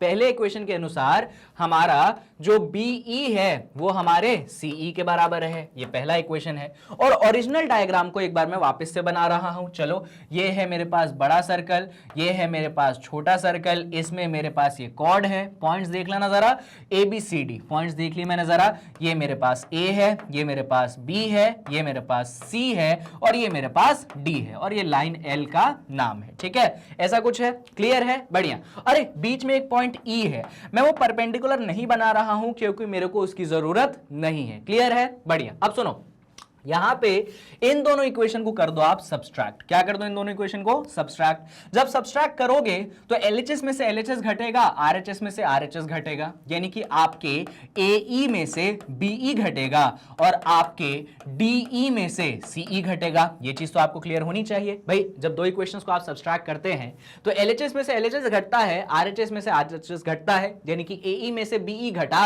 DE में से CE घटा, बहुत बढ़िया। अब यहां पे ना मेरे को कोई इंटरेस्ट नहीं है डायग्राम में सर्कल वर्कल का, कोई इंटरेस्ट नहीं है मेरे को, समझे, बिल्कुल भी मन ही नहीं है बनाने का। और इनफैक्ट मेरे को तो इस लाइन का भी इंटरेस्ट नहीं है, बस मुझे इतने पोर्शन का इंटरेस्ट है। अब पूरा खेल इसका है। चलो आओ डिस्कशन करें। LHS को देखो दादा, AE में से BE घटाया, देखो जरा, ये रहा तुम्हारे पास AE, देखो गलत बोल रहा हूं क्या, ये रहा तुम्हारे पास AE और ये रहा तुम्हारे पास BE, ये पूरा रहा तुम्हारे पास AE और नीचे का हिस्सा रहा तुम्हारे पास BE। तो AE में से तुमने घटाया BE को, तो कौन सा पोर्शन मिलेगा? अरे सर हमारे पास AB बचेगा। गलत बोल रहे हैं क्या? ये पूरा पोर्शन AE, ये छोटा सा पोर्शन BE, जब AE में से घटाएंगे आप BE, क्या बचेगा? आपके पास AB बचेगा। और same concept right hand side में देखिएगा, राइट हैंड साइड में आपके पास क्या क्या है देखिए जरा। राइट हैंड साइड में आपके पास DE, ये जो पूरा डिस्टेंस है क्या है बच्चों? DE है, और ये जो छोटा सा डिस्टेंस है बच्चों CE है। देखते जाना, ये जो पूरा डिस्टेंस है आपके पास DE है, ये जो छोटा सा डिस्टेंस आपके पास CE है। आप DE में से CE को घटा रहे हैं, आप इस पूरे में से इसको घटा रहे हैं, बचेगा कितना पोर्शन? बचेगा सिर्फ और सिर्फ CD पोर्शन। यानी कि राइट हैंड साइड में आप क्या लिख देंगे? आप CD लिख देंगे। यानी कि आप प्रूफ कर चुके कि आपका जो AB है वो CD के बराबर है। और जब ये प्रूफ कर चुके हैं, यानी कि आप देख सकते हैं जो हमें करना था वो हमने कर दिया, AB बराबर CD, यानी कि लास्ट में आप जो है हेंस प्रूव्ड लिख देंगे, क्वेश्चन जो है खत्म हो जाएगा। भाई कहां तकलीफ है, कहां दिक्कत है? कहां तकलीफ है? सब इतने आसानी से अपन ने क्वेश्चन को कर दिया। चलो एक बार पूरा थॉरो दिखा देता हूं क्वेश्चन की हमने क्या क्या किया। तो बच्चों सबसे पहले तो हमने फ्रेश डायग्राम बनाया जिससे आप डायग्राम को अच्छे से खूबसूरत तरीके से देख सके, समझ सके। जब ये काम अपना हो गया उसके बाद हम अपने प्रूफ पे आए और हमने सबसे पहले बोला कि छोटा सर्कल कंसिडर करो, उसमें छोटा सा कॉर्ड कंसिडर करो, और हमने ये थ्योरम लगा दी कि सेंटर से बना परपेंडिकुलर हमारे कॉर्ड को करता है बाइसेक्ट। तो हमने बोला बी बराबर सी, बड़ा ही बेसिक सी चीज थी। जब ये हो गई तो हमने बोला अच्छा छोटे सर्कल पे ही क्यों, बड़े सर्कल पे भी लगाओ। तो हमने बड़े सर्कल को लिया, उसमें भी हमारे कॉर्ड पे परपेंडिकुलर था, फिर वही थ्योरम के अनुसार ये इसके इक्वल हो गया। जब ये दो इक्वेशंस आ गई तो बस टेंशन की बात हो गई खत्म। हमने दोनों इक्वेशन में से मतलब पहले सेकंड में से फर्स्ट इक्वेशन को कर दिया सब्सट्रैक्ट। सब्सट्रैक्ट करने के बाद जो चीज हमें चाहिए थी वो चीज हमें मिल चुकी है। तो इन सारी बातों को ध्यान रखिएगा, क्वेश्चन इन्हीं सारी बातों पे आपसे पूछा जाता है। चलिए चौथे क्वेश्चन को करने के बाद लेवल को बढ़ाते हैं और ये पांचवें क्वेश्चन और छठवें क्वेश्चन पे आते हैं। मतलब कह लो सर्कल चैप्टर में इन क्वेश्चन की इंपॉर्टेंस बच्चों बहुत ज्यादा बढ़ जाती है। जो आपके एग्जाम में केस बेस्ड क्वेश्चन आते हैं और ये और वो आते हैं ना, वो इन्हीं चीजों से बन के आते हैं। चलिए तो बढ़िया तरीके से अपन क्वेश्चन को पढ़ते हैं, समझते हैं, कुछ रिजल्ट्स जो लगे लगाए हैं, मतलब जिनको आपको किसी क्वेश्चन में प्रूव करने की जरूरत नहीं है, उनको आपको मान के चलने की जरूरत है, उन रिजल्ट्स को भी समझते हैं और फिर हम इस क्वेश्चन को क्या करते हैं, सॉल्व करते हैं। चलिए देखिए, तो सवाल हमें यह कहता है 3 girls, Reshma, Salma and Mandeep are playing a game by standing on a circle of radius 5 meter drawn in a park। यानी कि यहाँ पे 3 लड़कियां हैं, नाम है रेशमा, नाम है सलमा और नाम है मनदीप। ये खेल रही हैं खेल, कैसे? तो एक सर्कल पे खड़े होके जिसका रेडियस है 5 मीटर, है ना, जो कि पार्क में बना हुआ है। तो अगर हम सर्कल को बना ले तो सर्कल हमारे पास कुछ ऐसा आ जाएगा, ठीक है। अब इस सर्कल में कितनी लड़कियां हैं? 3, रेशमा, सलमा और मनदीप। और इस सर्कल का रेडियस आपको मालूम होना चाहिए बच्चों कितना है, 5 मीटर है। तो यहाँ पे ये मान लीजिए सेंटर है, तो हमने मान लिया कि जो रेडियस है वो हमारे पास 5 मीटर कुछ इस प्रकार से दिया है, ठीक है। Reshma throws a ball to Salma, Salma to Mandeep, Mandeep to Reshma. Reshma ने एक गेंद फेंकी सलमा को, सलमा ने गेंद पकड़ी और उसको मनदीप को फेंक दिया। फिर मनदीप ने वो गेंद पकड़ी और मनदीप ने वो गेंद रेशमा को फेंक दी। कुछ समझ में आया? रेशमा ने गेंद फेंकी सलमा को, सलमा ने फेंकी मनदीप को, मनदीप ने फेंकी रेशमा को। If the distance between Reshma and Salma and between Salma and Mandeep is 6 meter each, what is the distance between Reshma and Mandeep? नहीं आया समझ? कोई बात नहीं, समझाते हैं, आइए ना। देखिए मान लेते हैं हम कि ये रही रेशमा। कौन रही रेशमा? ये रही रेशमा। रेशमा को मैं कैपिटल आर से दिखाता हूं, आर फॉर रेशमा, ठीक है। रेशमा के बाद है सलमा, सलमा को मैं कैपिटल एस से दिखा देता हूं। तो मान लीजिए ये है आपकी सलमा, यानी कि कैपिटल एस, ठीक है। थोड़ा सा ज्यादा ही पास हो गई सलमा, इसको दूर करो, इसको दूर करो, दूर करो सलमा को। रुक जाओ भैया, इरेजर। हाँ सुनो, तो सलमा को जो है अपन थोड़ा सा दूर बिठा देते हैं, यहां पे बिठा दें, चलो बढ़िया, यहां पे बिठा देते हैं अपन सलमा को। तो ये हो गई अपनी सलमा यानी कि एस। और सलमा के बाद आते हैं अपने मनदीप साहब। मान लीजिए मनदीप साहब आ चुके हैं अपने यहां पे, बहुत ही बढ़िया, शाबाश। अब सुनिए, उन्होंने ये बोला है if the distance between Reshma and Salma and between Salma and Mandeep is 6 metre each. भैया रेशमा और सलमा के बीच की दूरी, मतलब ये डिस्टेंस, और सलमा और मनदीप के बीच की दूरी यानी कि ये डिस्टेंस, सुनते जाना, रेशमा और सलमा के बीच की दूरी यानी कि ये डिस्टेंस, सलमा और मनदीप के बीच की दूरी यानी कि ये डिस्टेंस भी बच्चों आपके पास 6 मीटर है, और ये डिस्टेंस भी आपके पास कितनी है? 6 मीटर है। ऐसा उन्होंने क्वेश्चन में दिया। क्लियर है भाई? रेशमा और सलमा के बीच में दूरी 6 मीटर है, सलमा और मनदीप के बीच में दूरी 6 मीटर है, ऐसा क्वेश्चन में गिवन है। तो पता है क्या पूछ रहे हैं? बड़ी सिंपल सी चीज पूछ रहे हैं कि ये रही रेशमा, ये रहा मनदीप, जब हमने इनको जोड़ा तो इनके बीच में कितना डिस्टेंस है, यानी कि रेशमा और मनदीप के बीच में डिस्टेंस पूछ रहे हैं। अगर अपने क्वेश्चन के रेस्पेक्ट में बात कर ले तो सिंपल सी चीज उन्होंने पूछी है कि ये जो आरएम डिस्टेंस है भैया, ये आरएम डिस्टेंस आखिर कितनी होगी। अभी समझ में आया क्वेश्चन? बहुत बढ़िया, बहुत जबरदस्त। अब सुनो आगे की कहानी।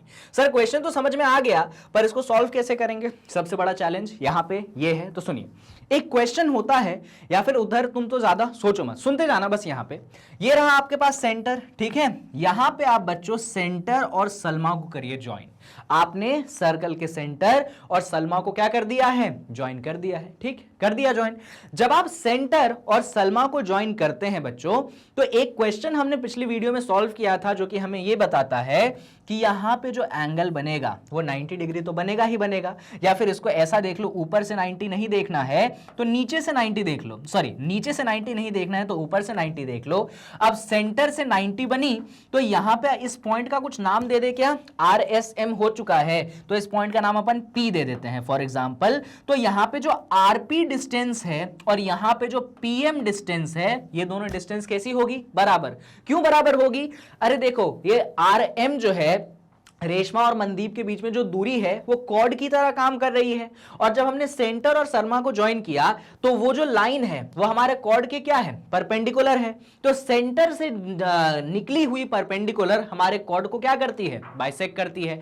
तो उस लॉजिक के हिसाब से ये आरपी डिस्टेंस और पीएम डिस्टेंस क्या होंगे, बराबर होंगे। इसमें कोई तकलीफ आपको नहीं होनी चाहिए, इतना मुझे लगता है तकलीफ तो जल्दी बताइए, नहीं है, बहुत बढ़िया।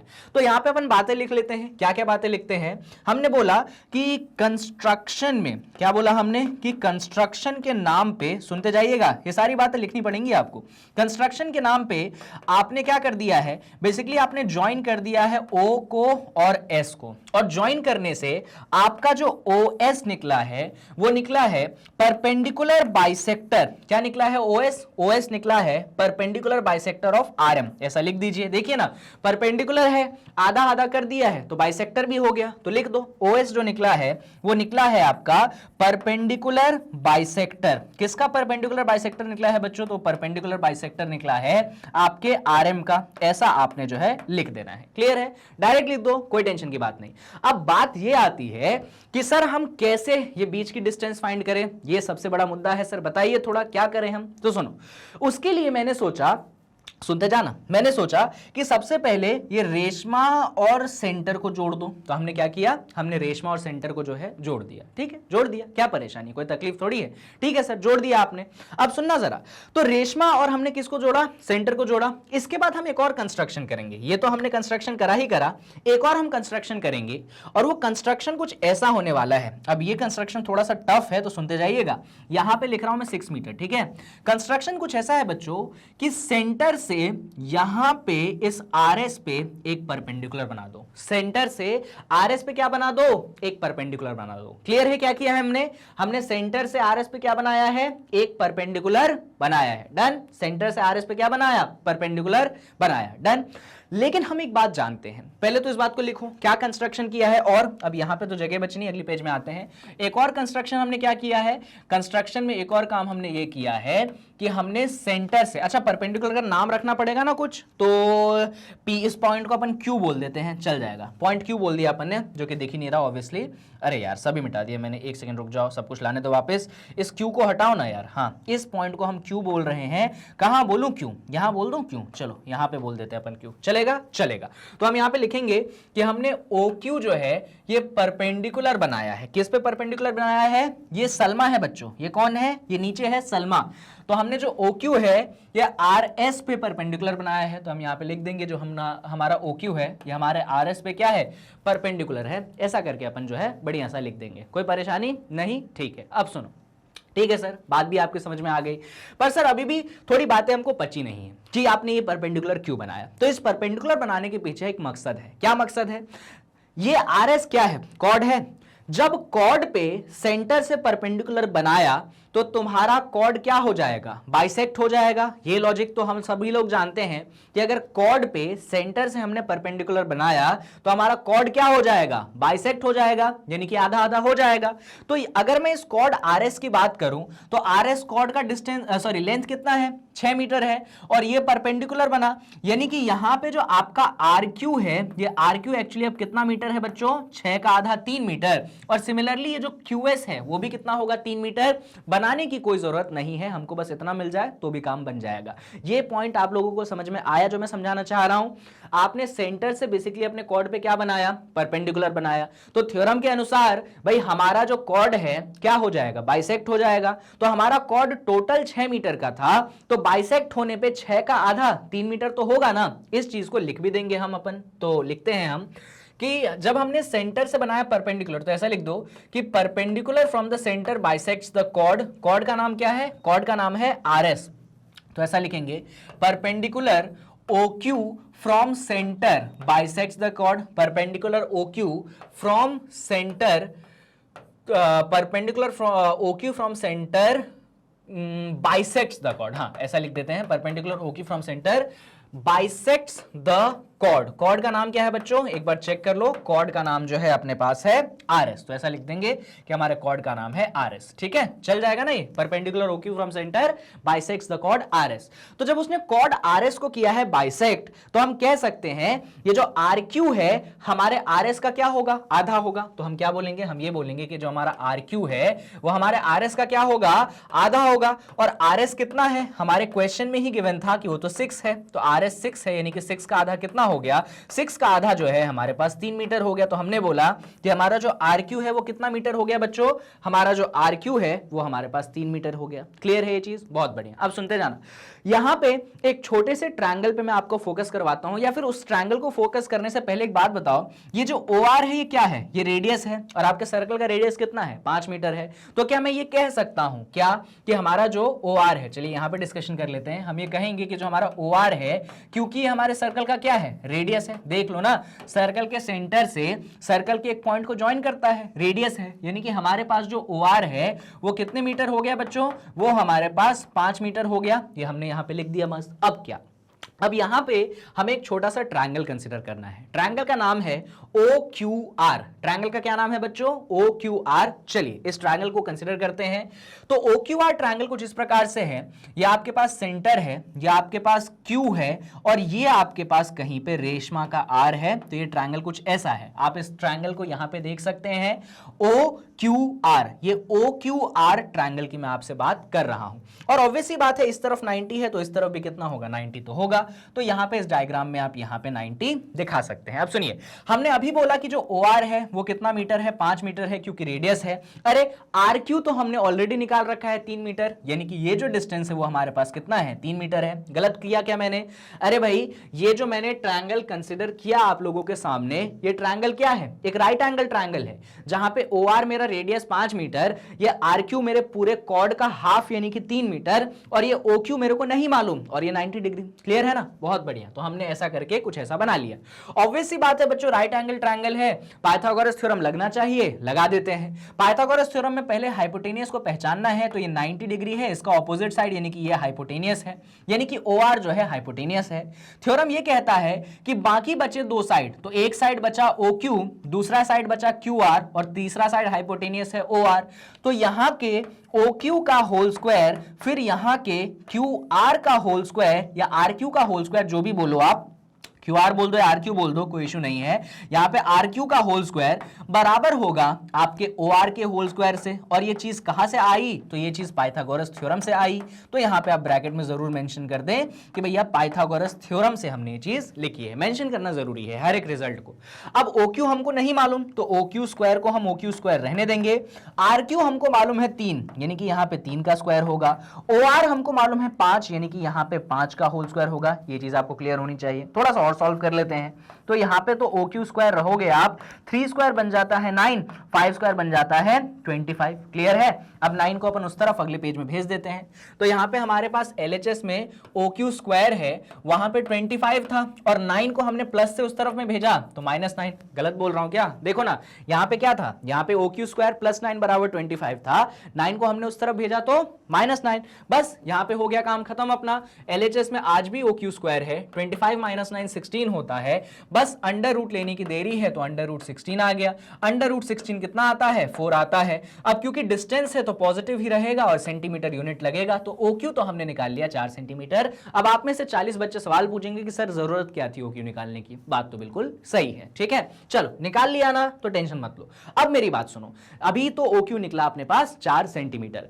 यहां पे एक बहुत बड़ा ट्रायंगल है जिसको हम कंसीडर करेंगे। ट्रायंगल का नाम है ORS। क्या आप सभी लोगों को ये ट्रायंगल दिखाई दे रहा है? ट्रायंगल का नाम है ORS।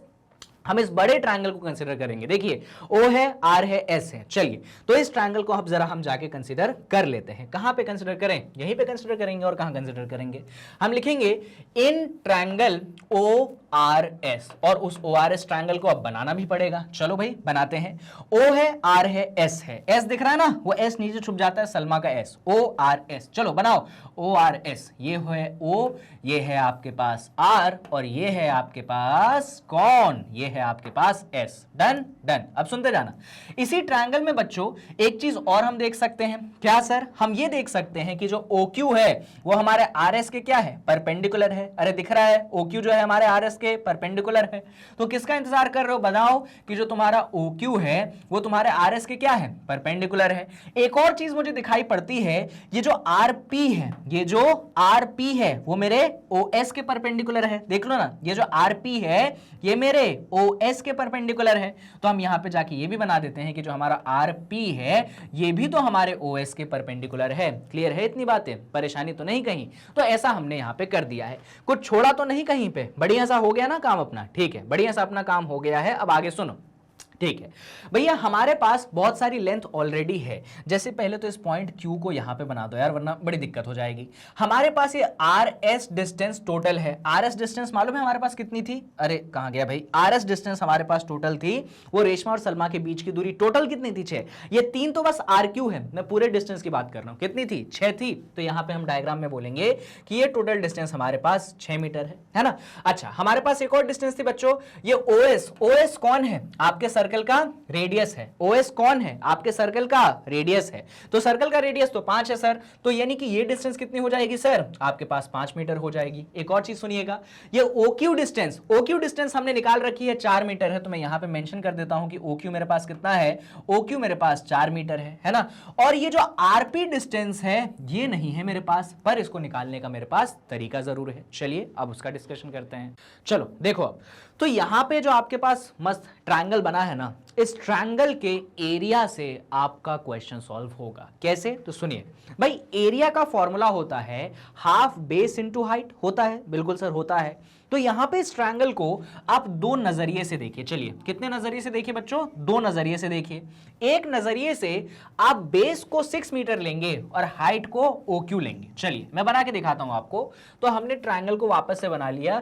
इतना बार बार डायग्राम में इसीलिए बनाता हूं जिससे आपको समझने में कोई परेशानी ना हो। मैं तो एक ही डायग्राम में पूरा खेल कर दूं, पर आपको दिक्कत नहीं होनी चाहिए। अब देखिएगा, यहां पे ये जो है RS आपके पास 6 मीटर है, और ये जो OQ हमने क्या गिराया है बच्चों? परपेंडिकुलर गिराया है। अरे हाँ कि ना? बिल्कुल सर। अच्छा, इसी जगह पे इस ट्रायंगल को दूसरे नजरिए से देख लो, जहां पे बेस OS है और हाइट क्या है? RP है। बिल्कुल सही बात है। वापस से हम बनाते हैं डायग्राम। ये कुछ ऐसा है, ऐसा है, और ये कुछ ऐसा है। ये O है, ये आपके पास R है, ये आपके पास S है, लेकिन इसमें आप OS कंसिडर करेंगे जो कि रेडियस 5 मीटर है, और ये आपके पास 90 डिग्री है, और ये पॉइंट आपके पास RP है। गलत बोल रहा हूं क्या? दोनों ही केस में एरिया का फॉर्मूला लगेगा half base into height. Yes, तो यहां पे अगर हम एरिया निकालेंगे तो क्या निकलेगा? Half into base into height. ये फॉर्मूला लगेगा या नहीं लगेगा? सर बिल्कुल लगेगा। अब यहां पे देखना, हाफ हाफ की जगह रहेगा। बेस यहां पे कौन काम करेगा बच्चों? 6 मीटर। हाइट यहां पे OQ, ये पॉइंट एक्चुअली कौन सा है? OQ है ना। तो यहां पे OQ की डिस्टेंस हमको मालूम थी कितनी? 4 मीटर। इनफैक्ट हमने निकाली थी तो 4 सेंटीमीटर। अरे सेंटीमीटर नहीं है बच्चों, ये सब मीटर है। सो सॉरी यार। अच्छा, मीटर ही लिखा था ना? हाँ, कहां? यहां पे सेंटीमीटर गलती से लिख दिया था। पार्क में बैठे थे ना, सेंटीमीटर में थोड़ी बैठेंगे, वो मीटर में बैठेंगे। तो OQ अपने पास बच्चों 4 मीटर था, तो यहां पे अपन ने क्या रख दिया? यहां पे अपन ने जो है 6 × 4 रख दिया। इसको थोड़ा सॉल्व कर लिया, तो 2 × 1 = 2, 2 × 3 = 6, 3 × 4 = 12। तो अपने पास आंसर आ गया 12 मीटर स्क्वायर। एरिया तो हम यहां से भी निकाल सकते हैं, हाफ बेस इनटू हाइट। बिल्कुल सही बात है। तो यहां से अगर हम एरिया निकालें, चलो यहां निकाल लेते हैं। यहां से अगर हम एरिया निकालें, half into base into height. यहां पे जल्दी बताओ मुझे बेस, तो यहां पे जो आपका बेस है वो क्या है? वो एक्चुअली OS है। तो आप यहां पे बेस के नाम पे OS कितना है? 5। रेडियस है ना। हाइट कितना है? RP हमको नहीं मालूम कितना है, तो RP रहने देंगे। तो ये कुछ बनेगा 5/2 टाइम्स ऑफ RP। ये अपना एरिया आ गया।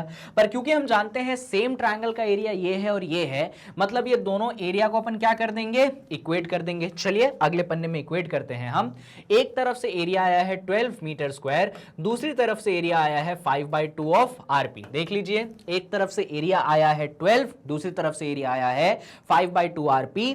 बस इनको करना है अपने को इक्वेट। चलो आओ सॉल्व करें। 5/2 को इस तरफ भेज दो, तो 12 टाइम्स ऑफ 2 2/5 बराबर आरपी।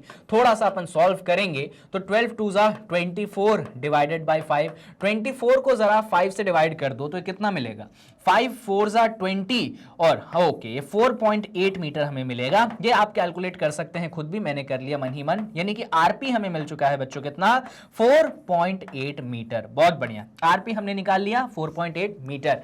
अब लेकिन सर हमें निकालना था वो क्या, हमें निकालना था सर रेशमा और मनदीप के बीच में कितना डिस्टेंस है, हमें कायदे से वही निकालना था। पर आपको याद है क्वेश्चन की स्टार्टिंग में मैंने क्या बोला था कि आपका जो ओएस है वो परपेंडिकुलर बाइसेक्टर है आपके आरएम का। क्वेश्चन की स्टार्टिंग में बोला था मैंने कि ये जो ओएस आपने बनाया है या आपके आर एम का क्या है बच्चों, परपेंडिकुलर बाइसेक्टर है। अब क्योंकि ये ओएस आपके आर एम का परपेंडिकुलर बाइसेक्टर है, यानी कि इस तरफ जो आरपी है और इस तरफ जो पीएम है वो क्या होंगे, बराबर होंगे। गलत तो नहीं बोल रहा हूं ना? अरे दादा ओएस क्या है, तुम्हारे आर एम का परपेंडिकुलर बाइसेक्टर है, ये लिख के दिया था मैंने तुम्हें स्टार्टिंग में। यानी इस तरफ जो आरपी है और इस तरफ जो पीएम है वो क्या होंगे, वो बराबर होंगे। तो हम यही बोलेंगे कि हमारा जो पीएम है वो एक्चुअली किसके बराबर है, वो हमारे आरपी के बराबर है। अब आरपी कितना है 4.8, यानी कि हमारा पीएम कितना हो गया, वो भी हमारे पास 4.8 मीटर हो गया। अब सुनो आगे की कहानी, तो हमारे पास पीएम आ गया, हमारे पास आरपी आ गया। तुम्हें क्या निकालना था, तुम्हें आरएम निकालना था, distance between Reshma and Mandeep. जो आपका आरएम है वो कैसे मिलेगा, ये रहा आरपी, ये रहा पीएम। जब आरपी और पीएम को जोड़ देंगे आपको आरएम मिल जाएगा, सही बात है ना? ये रहा आरपी, ये रहा पीएम, जब आरपी और पीएम को जोड़ देंगे तो हमें आरएम मिल जाएगा। तो बस हम क्या बोलेंगे, हम ये बोलेंगे कि आरएम निकालने के लिए आरएम निकालने के लिए आरपी और पीएम को जोड़ दीजिए। आरएम निकालने के लिए RP, just a second, RP और पीएम को आप जोड़ दीजिए। लो भाई हो गई बात खत्म। देख लो, आरएम निकालने के लिए आरपी और पीएम को जोड़ दीजिए। अब आरपी और पीएम दोनों डिस्टेंसेस इक्वल हैं और हमारे सामने हैं। आरपी है हमारे पास 4.8, पीएम भी है हमारे पास 4.8, दोनों को जोड़ दोगे तो आरएम कितना आ जाएगा, 4.8 और 4.8 होता है 9.6 मीटर। ये हमने जो है आरएम यहां पे निकाल लिया, क्यों कितना है 9.6 मीटर है। यानी कि अपना काम खत्म हो गया। Distance between Reshma and Mandeep अपने पास आ चुका है। तो लास्ट में अपन लिख देंगे कि distance between Reshma and Mandeep is 9.6 metre. Last में क्या लिखेंगे, distance between Reshma and Mandeep, distance between Reshma and Mandeep कितना हो गया भैया, 9.6 मीटर। तो लिखेंगे यही, distance between Reshma and Mandeep is 9.6 metre. इस प्रकार से अपन लिख के क्वेश्चन को जो है खत्म करेंगे। चलिए सारी बातें समझ में आई। चलिए फटाफट आपको सारी चीजें दिखा देता हूं कि कहां से हमने कहानी शुरू की थी। यहां से, इससे पहले भी थे क्या, हाँ इससे पहले भी थे, इतनी दूर से अपन ने कहानी शुरू की थी क्या, या कि पिछले क्वेश्चन का है ये, नहीं इसी क्वेश्चन का है। देख लो भैया, इतना अपन ने मेहनत करी तब जाके क्वेश्चन का सोल्यूशन आया। पहले हमने ये कंस्ट्रक्शन किया था ओआरएस को ज्वाइन करने का, और मैंने आपको उसमें बताया था कि जैसे ही आप ओआरएस को ज्वाइन करेंगे आप ये स्टेटमेंट लिख दीजिएगा कि आपका जो ओएस लाइन है वो एक्चुअली परपेंडिकुलर बाइसेक्टर है आपके आरएम लाइन का। जब ये हो गया तो उसके बाद आप यहां पे आए और आपने बोला कि भाई सेंटर से परपेंडिकुलर बना, तो आपने ये वगैरह निकाला, थोड़ा सा पाइथागोरस वगैरह लगा। अब देखो पूरा तो जाना इम्पॉसिबल है, बहुत टाइम कंज्यूम होगा। मैंने आपको ऑलरेडी समझाने की कोशिश की है, ये तो स्क्रीनशॉट लेने के लिए मौका दे रहा हूँ। फिर ये मेहनत, मतलब जो 2 ट्रायंगल्स अपन ने बनाए, उसके बाद फिर अपन यहाँ पे आए, फिर 2 तरीके से एरिया निकालना। जब वो हो गया फिर फाइनली अपन ने ये आरपीपीएम निकाला, दोनों को ऐड किया और डिस्टेंस हमारे सामने है। अगर आपने पूरा वीडियो अभी तक देखा है तो 110% आपको क्वेश्चन समझ में आया होगा। चलिए इसी एक्सरसाइज के लास्ट क्वेश्चन पे पढ़ते हैं, और तगड़ा क्वेश्चन है ये। चलिए देखते हैं कि क्या चीजें हमें करनी है। पहले क्वेश्चन को पढ़ते हैं। क्वेश्चन ऐसा है, a circular park of radius 20 metre is situated in a colony. 3 boys Ankur, Syed and David are sitting at equal distance on its boundary, each having a toy telephone in his hands to talk to each other. Find the length of the string of each phone. सुनिए question कुछ ऐसा है कि आपके पास एक circular park है। क्या है बच्चों आपके पास एक सर्कुलर पार्क है। इस सर्कुलर पार्क का रेडियस आपको दिया गया है 20 मीटर। इस पे 3 बच्चे बैठे हैं, अंकुर, सैयद और David, at equal distance on its boundary. तो सुनिएगा, इस पार्क में 3 बच्चे बैठे हैं। मान लीजिए यहां पे बैठा है अंकुर, यहां पे बैठा है आपका सैयद और यहां पे बैठा है आपका मान लीजिए डेविड। ये 3 बच्चे जो है इस पार्क के ऊपर बैठे हैं, यानी कि तीनों बच्चे बेसिकली एक ट्रायंगल बना रहे हैं। और इसमें भी क्वेश्चन में पता है खास बात क्या बोली है, क्वेश्चन में उन्होंने खास बात ये बोली है कि ये जो डिस्टेंस, मतलब जिस डिस्टेंस पे ये लोग बैठे हैं, मतलब AS, SD और AD, ये तीनों डिस्टेंसेस क्या है बच्चों, बराबर है। ये क्वेश्चन में उन्होंने दिया है कि ये तीनों डिस्टेंसेस क्या है, बराबर है, यानी कि ये एक इक्विलेटरल ट्रायंगल आपको दिया गया है और साथ में आपको रेडियस तो ही दिया गया है 20 मीटर। बस वो आपसे बोल रहे हैं length of string of each phone, और वो फोन से बात कर रहे हैं। वो जो फोन होता है ना, जो अपन बचपन में बनाते थे, एक कप लेते थे, उस एक कप में अपन वो क्या लेते थे, एक धागा बांध देते थे और दूसरे कप में फिर अपन इधर से बोलते थे, उसके कान में आवाज जाती थी। तो ऐसा ही खेल ये लोग भी खेल रहे हैं, छोटे बच्चे हैं, 9वीं के बच्चे हैं। तो अंकुर के पास एक कप था ऐसे कान में लगाने के लिए, और ये सैयद के पास एक कप था, ऐसे ही इन सब के बीच में जो है, और ये बीच में धागा है। तो ये जो धागा है, ये जो स्ट्रिंग है, मतलब हमको इसकी डिस्टेंस कैलकुलेट करनी है कि एक्चुअली ये स्ट्रिंग कितना है तीनों के बीच में। और ये जानकारी हमको है कि भैया ये स्ट्रिंग जो है तीनों के बीच में इक्वल है। तो अगर कहीं एक जगह से भी आ गया, मतलब समझो क्वेश्चन सॉल्व हो गया, है ना। अगर तुम AS स्ट्रिंग का लेंथ कैलकुलेट कर लेते हो तो बाकी स्ट्रिंग भी तो लेंथ वाइज सेम ही है, क्वेश्चन में ही दिया है उन्होंने। तो ये थोड़ा क्वेश्चन अपन को यहां पे समझ में आ गया, ठीक है। क्योंकि फाइंड करना है तो गिवन टू प्रूफ क्या ही लिखोगे, पर बेसिक क्वेश्चन जो है वो आपको समझ में आना चाहिए। कुछ अपन ऑब्जर्वेशंस लिख लेते हैं। चलिए, ऑब्जर्वेशन सबसे पहला ये है कि आपका जो ट्रायंगल ASD है, ये ट्रायंगल एक्चुअली कौन सा ट्रायंगल है बच्चों, ये एक्चुअली एक इक्विलेटरल ट्रायंगल है। अगर आपको इक्विलेटरल ट्रायंगल नहीं मालूम तो जरा ट्रायंगल चैप्टर की वीडियो देख आइए, मैंने बहुत अच्छे से बताया आपको सब। तो ASD ट्रायंगल जो है आपके पास इक्विलेटरल ट्रायंगल है। इसका मतलब यहां पे जो AS है, यहां पे जो SD है और यहां पे जो AD है, ये तीनों क्या है, इक्वल है, ठीक है। तो हमने ये जो है यहां पे लिख लिया है। अच्छा, तीनों की डिस्टेंसेस को कुछ मान लेंगे, बाद में मानेंगे, अभी तो इतना अपन लिख देते हैं। हमें क्या निकालना है सर, हमें लेंथ निकालनी है सर, हमको रेडियस गिवन है। तो इतना तो हम समझ सकते हैं कि यहां कहीं बच्चों जो होगा हमारे सर्कल का क्या होगा, सेंटर होगा। इतना तो हम समझ सकते हैं ना, यहां कहीं हमारे सर्कल का क्या होगा, सेंटर होगा। अब सुनना जरा, सेंटर से क्या करता हूं मैं इसको ज्वाइन करता हूं, मैं इसको ज्वाइन करता हूं, मैं इसको ज्वाइन करता हूं। ऐसा मैंने सेंटर से जो है थोड़ी सी ज्वाइनिंग वाइनिंग कर दी है। देख लो जरा किसको ज्वाइन किया है, सेंटर से बेसिकली मैंने तीनों वर्टेक्स को ज्वाइन कर दिया है, इसको, इसको और इसको। क्लियर है, बहुत बढ़िया। अब सुनते जाना क्या होगा कॉन्सेप्ट और कैसे काम चलेगा। हम क्या करेंगे, बहुत ही बेसिक चीज करेंगे। पहले तो क्योंकि हमें स्ट्रिंग की लेंथ निकालनी है तो उसको कुछ ना कुछ तो हमें अज्यूम करना पड़ेगा।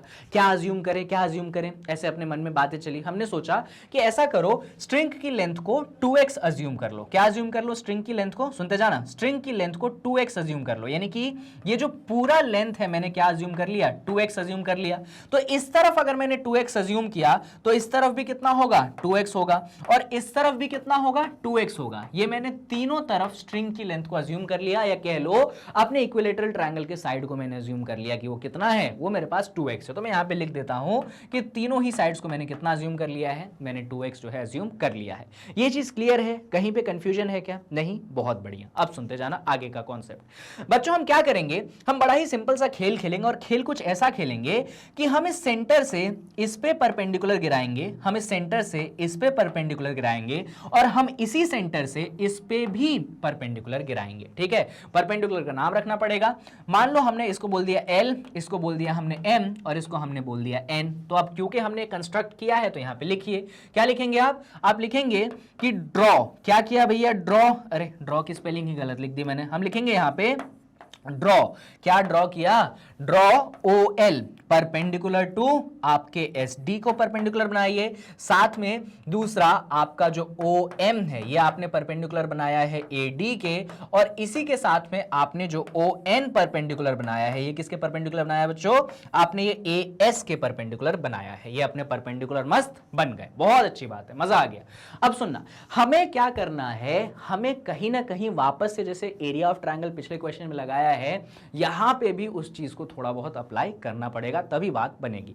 अब बात आती है कि सर एरिया ऑफ ट्रायंगल आप अप्लाई करोगे तो करोगे कैसे, सुनना। यहां पे मैं जो एक कॉन्सेप्ट लगाने वाला हूं, ये कॉन्सेप्ट अपन हीरोन्स फॉर्मूला वाले चैप्टर में पढ़ते हैं, पर क्योंकि उस कॉन्सेप्ट की मदद से ये क्वेश्चन आसान हो जाएगा, इसीलिए मैं इस क्वेश्चन में उस कॉन्सेप्ट को लगा रहा हूं, ठीक है। ये कॉन्सेप्ट पढ़ाऊंगा मैं हीरोन्स फॉर्मूला में, पर अभी लगा रहा हूं, मैं सिखा दूंगा क्या होता है कॉन्सेप्ट, और समझ में भी आ जाएगा। ऐसा नहीं है कि टफ है, समझ नहीं आएगा, सब समझ में आएगा आपको, सुनते जाइएगा। लेकिन अब सुनिए, मैं डायग्राम को बच्चों अगले पेज पे वापस से बनाता हूं आपको चीजें समझाने के लिए, सुनिएगा।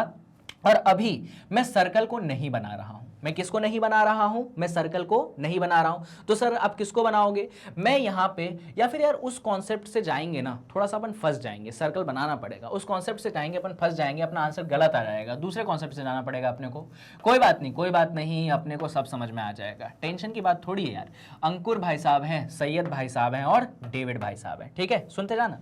बच्चों मैंने क्या बोला, मैंने यहां पे सेंटर बनाया था और यहां पे अगर आप देखोगे ध्यान से, उतना ही पोर्शन बना रहा हूं जितनी जरूरत है, AOL, सिर्फ इतने को बना रहा हूं, AOL सिर्फ इतने को बना रहा हूं, चलेगा, चलेगा सर। तो हमने AOL को बनाया है, तो उस अनुसार ये A है, वो O है, ये L है, और ये कितना है, ये 90 डिग्री। ये तो अपने को डायग्राम में भी दिख रहा था ना, देख लो ना, ये देखो A है, O है, L है, ये AOL बन गया। ये क्या है, ये 90 डिग्री है। क्लियर है ना, क्लियर है सर।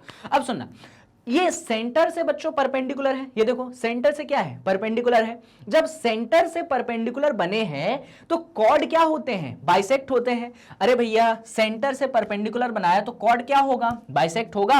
यानी कि ये पूरा टोटल कितना है, 2x है, यानी कि ये जो डिस्टेंस है अपने को कितना मिलेगा, x, और ये जो डिस्टेंस है कितना मिलेगा, अपने को x मिलेगा। ये चीज क्लियर है। ये देखिए O है, ये सेंटर से क्या बनाया, परपेंडिकुलर बनाया। तो सेंटर से जब आपने परपेंडिकुलर बनाया तो टोटल डिस्टेंस 2x था, तो इधर x और इधर x, आप इस चीज को यहां पे मेंशन करिए। क्या मेंशन करिए कि आपका जो OL है वो परपेंडिकुलर है आपके SD से। इसका मतलब ये है कि perpendicular from centre bisects the chord, ऐसा लिख दीजिएगा, perpendicular from centre bisects the chord. अभी देखना इसका कैसे यूजफुल काम करेंगे अपन, perpendicular from centre bisects the chord, और इसके बाद क्या लिखेंगे वो देखना, perpendicular from centre bisects the chord. उसके बाद हम सिर्फ इतना लिख देंगे कि आपका जो ये SL डिस्टेंस है, टोटल डिस्टेंस 2x था, तो SL कितना हो जाएगा, x। ये समझ में आया, SL कहां है, ये रहा SL, कितना हो गया, x हो गया। बस इधर x दिखाओ ना दिखाओ चल जाएगा, बस एक तरफ दिखा देना कि SL x होगा। क्यों x होगा, क्योंकि सेंटर से क्या है, परपेंडिकुलर है। तो टोटल 2x था कॉर्ड का लेंथ, ये देखिए ना, हमने कॉर्ड का लेंथ क्या माना था, 2x माना था, तो टोटल 2x था, तो परपेंडिकुलर गिनाने पे इधर भी x और उधर भी x। अभी क्लियर है, बहुत बढ़िया। तो इस डायग्राम में आ जाओ, इस डायग्राम में हम समझे कि ये जो हमारा SL है ये कितना आ गया, ये x आ गया।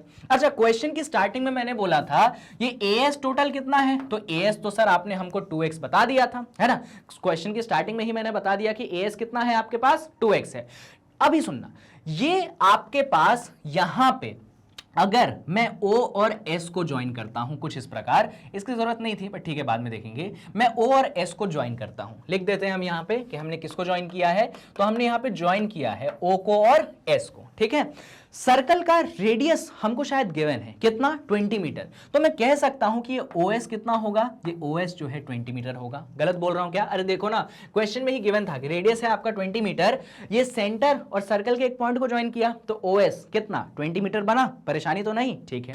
यहां पे एक छोटा सा ट्रायंगल बन रहा है, आप लोगों को दिख रहा है, ये एक छोटा सा ट्रायंगल बन रहा है, ये O है, ये L है, ये S है, ये एक छोटा सा ट्रायंगल बन रहा है। इस छोटे से ट्रायंगल में ये जो डिस्टेंस है आपके पास 20 मीटर है, SL मैंने प्रूफ करके दिखाया है आपके पास x है और ये 90 है, और ये OL हमको नहीं मालूम है, यानी कि यहां पे पाइथागोरस थ्योरम लग जाएगा। क्लियर है कि नहीं, देख लो दादा, अभी तक क्या किया, अभी तक हमने बोला कि इक्विलेटरल ट्रायंगल फॉर्म हुआ, सारे साइड्स का लेंथ 2x है, हमने परपेंडिकुलर बनाया और उस परपेंडिकुलर के अनुसार हमने ये बोला कि क्योंकि ये कॉर्ड टोटल 2x था तो सेंटर से परपेंडिकुलर उसको आधे आधे में डिवाइड करता है, तो 2x है तो इस तरफ x और उस तरफ x, इसके अनुसार अपन इस डायग्राम पे आए और हमने बोला, कहां पे आए, इस डायग्राम पे आए कि SL हमारे पास x है, और हमने जब सेंटर और पॉइंट को ज्वाइन किया तो रेडियस हमारे पास 20 मीटर है, तो एक राइट एंगल ट्रायंगल बन गया, 90 डिग्री तो अपन ने बनाया था। क्लियर, ठीक।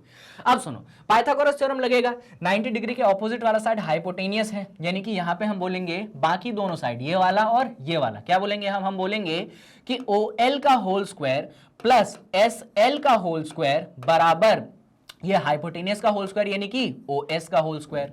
OL हमको गिवन नहीं है तो OL को हम OL रहने देंगे, SL हमें गिवन है x तो x स्क्वायर हो जाएगा, OS हमें गिवन है 20 तो यहाँ पे 20 का होल स्क्वायर हो जाएगा। हमने फर्दर सॉल्व किया, OL का स्क्वायर x का स्क्वायर 20 का स्क्वायर होता है हमारे पास कितना, 400, इस x स्क्वायर को हम उस तरफ भेज देंगे तो OL स्क्वायर हो जाएगा 400 minus x square, under root ले लेंगे तो OL हो जाएगा under root 400 minus x square. लीजिए यहां यहां से बच्चों हमने OL निकाला, यहां से हमने क्या निकाला, OL निकाला। सुनते जाना, अभी बात खत्म नहीं हुई है। अच्छा एक बात बताओ, इसी सर्कल में ये जो OA है ये क्या है, आपके लिए रेडियस का काम करेगा, कितना होगा, 20 मीटर होगा। अरे ओ सेंटर से सर्कल का कोई एक पॉइंट OA रेडियस का काम करेगा, 20 मीटर होगा। ये OL हमने अभी अभी निकाल लिया, ये देखो OL हमने अभी अभी निकाल लिया कि OL है हमारे पास 400 माइनस एक्स स्क्वायर, अभी अभी हमने कैलकुलेट किया। तो एक बात बताओ, अगर मैं OL और OA को जोड़ दूं तो क्या मुझे AL मिल जाएगा? यस, अगर मैं OL और AO को जोड़ दूं तो क्या मुझे AL मिलेगा या नहीं मिलेगा? तो आप सभी लोग बोलेंगे यस सर बिल्कुल मिलेगा, कोई डाउट नहीं है। तो बस हम यही बोलेंगे कि जब हमें OA चाहिए, OA नहीं, कौन सा डिस्टेंस है ये, A से लेकर L, AL है, हम बोलेंगे कि हमारा जो AL होगा ये हमें कैसे मिलेगा, तो ऊपर वाला पोर्शन OA है और नीचे वाला पोर्शन OL है, तो हमने OA और OL को जोड़ देना है, हमें AL मिल जाएगा। इसको थोड़ा सा सॉल्व कर लेते हैं, तो हम बोलेंगे कि हमारा जो AL होगा, OA कितना है जल्दी बताओ, OA है अपने पास 20, ठीक है, ये OL कितना है जल्दी बताओ, √400 माइनस एक्स स्क्वायर, तो यहां पे अपन ने रख दिया √400 माइनस एक्स स्क्वायर। ये अपने पास क्या आ गया बच्चों, ये अपने पास जो है AL आ चुका है, हमने AL कैलकुलेट करके रख लिया। क्लियर, बहुत बढ़िया, हमने AL कैलकुलेट करके रख लिया, कोई परेशानी हमको अभी तो यहां पे सामना करने की जरूरत है ही नहीं। वैसे तो इस क्वेश्चन को एक और तरीके से कर सकते हैं, आसान, जी हाँ एक और आसान तरीका हो सकता है। तो इस माध्यम से चलूं कि आसान से चलूं, बताओ तुम जैसा बोलोगे, आसान से चलूं, इससे नहीं चलूं, वैसा कर ले, चलो आसान करते हैं। यार जब आसान मेथड एग्जिस्ट करता है तो क्यों तुमको परेशान करना। मेरे को अभी अभी ख्याल आया कि यार आसान मेथड से भी तो कर ही सकते हैं क्वेश्चन को। इतना समझ में आया जितना अभी तक बताया है, आ गया इतना समझ में, ठीक है। अभी मेरे साथ सुनो, इधर आगे सुनो, आसान तरीका है अपने पास, सुनना। डायग्राम को एक बार वापस से बनाते हैं, पूरा डायग्राम वापस से एक बार बनाते हैं। तो डायग्राम कैसा था, ये अपने पास मस्त एक सर्कल था, ये ऐसा था, कुछ ऐसा था, कुछ ऐसा था, है ना। ये अपने पास पॉइंट A था, S था और D था, है ना। ये अपने पास कुछ सेंटर था। एकदम ध्यान से देखना, समझ में आएगी बात। यहां पे देखो, हमने इसको ज्वाइन किया, हमने इसको ज्वाइन किया, हमने इसको ज्वाइन किया, ऐसा कुछ ज्वाइन किया। बच्चों यहाँ पे 3 प्रकार के ट्रायंगल बन रहे हैं, छोटे छोटे ट्रायंगल बन रहा है। आपको मैं शेड करके दिखाता हूं। एक ट्रायंगल ये बन रहा है, देखिए, अरे यार कलर दूसरा लेना था, हाँ, एक ट्रायंगल ये बन रहा है। अगर मैं आपको शेड करके दिखाऊं, दिखा क्या ये ट्रायंगल, दिखा, बहुत बढ़िया। बाकी 2 और ट्रायंगल दिखे क्या आपको, नहीं दिखे, मैं आपको दिखाता हूं दूसरे कलर से, ब्लैक कलर से शेड करके दिखाता हूं। ये देखिए एक ट्रायंगल ये वाला बन रहा है, दिखा, जो ब्लैक कलर से मैंने शेड किया, बहुत बढ़िया। और मालूम है एक और ट्रायंगल बन रहा है, मैं तुमको लाल कलर से शेड करके दिखाता हूं। एक और ट्रायंगल जो है यहां पे बन रहा है। ये 3 प्रकार के ट्रायंगल यहां पे बनते हैं। तुम्हें मालूम है ये पूरा बड़ा ट्रायंगल क्या था, इक्विलेटरल था। ये पूरा बड़ा ट्रायंगल क्या था, इक्विलेटरल था। तो ये जो बाकी तीनों के तीनों ट्रायंगल है ना, इन तीनों ट्रायंगल का एरिया इक्वल है। ये जो छोटे छोटे बन रहे हैं, इन तीनों छोटे छोटे ट्रायंगल का एरिया क्या है बच्चों, इक्वल है। अब सुनना मैं क्या कॉन्सेप्ट लगाऊंगा, मेरे को ये शेडिंग वेडिंग की जरूरत है नहीं, तो मैं अभी हटाता हूं, वापस से ओरिजिनल डायग्राम बनाता हूं। ओरिजिनल डायग्राम देखो कैसा था, हमें समझने की जरूरत थी, इसलिए मैंने वो बनाया था कि ऐसा करके मस्त आपके पास एक इक्विलेटरल ट्रायंगल है, A है, ये S है, ये D है, यहां पे आपने सेंटर लिया है और ये कुछ इस प्रकार से आपको गिवन है ना। सुनते जाना, बस आप सुनते जाओ, बातें समझ में आएंगी। बच्चों यहां पे जो 3 ट्रायंगल है, कौन से ट्रायंगल, एक ट्रायंगल है आपके पास OSD, एक ट्रायंगल है आपके पास OAS और एक ट्रायंगल है आपके पास OAD। ये 3 ट्रायंगल बनते हैं, OSD, OAS और OAD। और तीनों ट्रायंगल का एरिया क्या है मालूम है, इक्वल है। जो आपका एरिया है OSD का और जो आपका एरिया है OAS का और आपका जो एरिया है किसका, OAD का, तीनों का एरिया क्या है मालूम, इक्वल है। तो अगर मैं बोलूं कि मुझे पूरे ट्रायंगल का एरिया चाहिए, अगर मैं बोलूं कि मुझे पूरे ट्रायंगल ASD का एरिया चाहिए, तो आप क्या बोलेंगे, आप बोलेंगे सर ये जो पूरा ट्रायंगल ASD है ये 3 छोटे छोटे ट्रायंगल में डिवाइड हो रहा है, एक ट्रायंगल ये, एक ट्रायंगल ये और एक ट्रायंगल ये, है ना, और तीनों हिस्से क्या है, बराबर है। तो मैं ऐसा लिख सकता हूं क्या, 3 times of area of triangle OSD। देखो मैंने क्या किया भैया, मेरा पूरा बड़ा ट्रायंगल 3 छोटे छोटे हिस्सों में डिवाइड हो रहा है ना। ये जो पूरा बड़ा ट्रायंगल है 3 छोटे छोटे हिस्सों में डिवाइड हो रहा है, तो ये जो मेरा बड़ा ट्रायंगल का एरिया है और तीनों छोटे छोटे हिस्से बराबर है, तो अगर मैं कोई सा भी एक छोटा हिस्सा ले लूं, इसका 3 टाइम कर दूं, तो मेरे पास बड़ा ट्रायंगल का क्या एरिया आ जाएगा। तो ये मैंने एक इक्वेशन यहां पे बना के करके रख ली है। और ये इक्वेशन जो है ना बाद में बहुत काम आने वाली है। तो हमें ये समझ में आया कि जो बड़ा ट्रायंगल है उसका एरिया इस छोटे से ट्रायंगल का क्या होगा, ट्रिपल टाइम्स होगा। क्यों? क्योंकि तीनों छोटे छोटे हिस्से क्या हैं, बराबर हैं। अब सुनना, अब जब ये सब हो गई है कहानी, तो मेरा मन हो रहा है कि कैसे भी करके मैं ओएसडी वाले ट्रायंगल का एरिया निकाल लूं। अब ओएसडी वाले ट्रायंगल का एरिया हम कैसे निकालें, तो सुनिए, अगर आप ओएसडी वाले ट्रायंगल का एरिया निकालना चाहते हैं, पिछले डायग्राम में फोकस करिएगा, हमने OL निकाला है कितना, √400 minus x square. OL perpendicular है, ये OL हमने निकाला है और ये क्या है, परपेंडिकुलर है, ये पॉइंट आपके पास L है। और आपको क्वेश्चन में ही गिवन है कि ये जो SD है, ये SD डिस्टेंस बच्चों टोटल कितना है, ये SD डिस्टेंस बच्चों टोटल 2x है।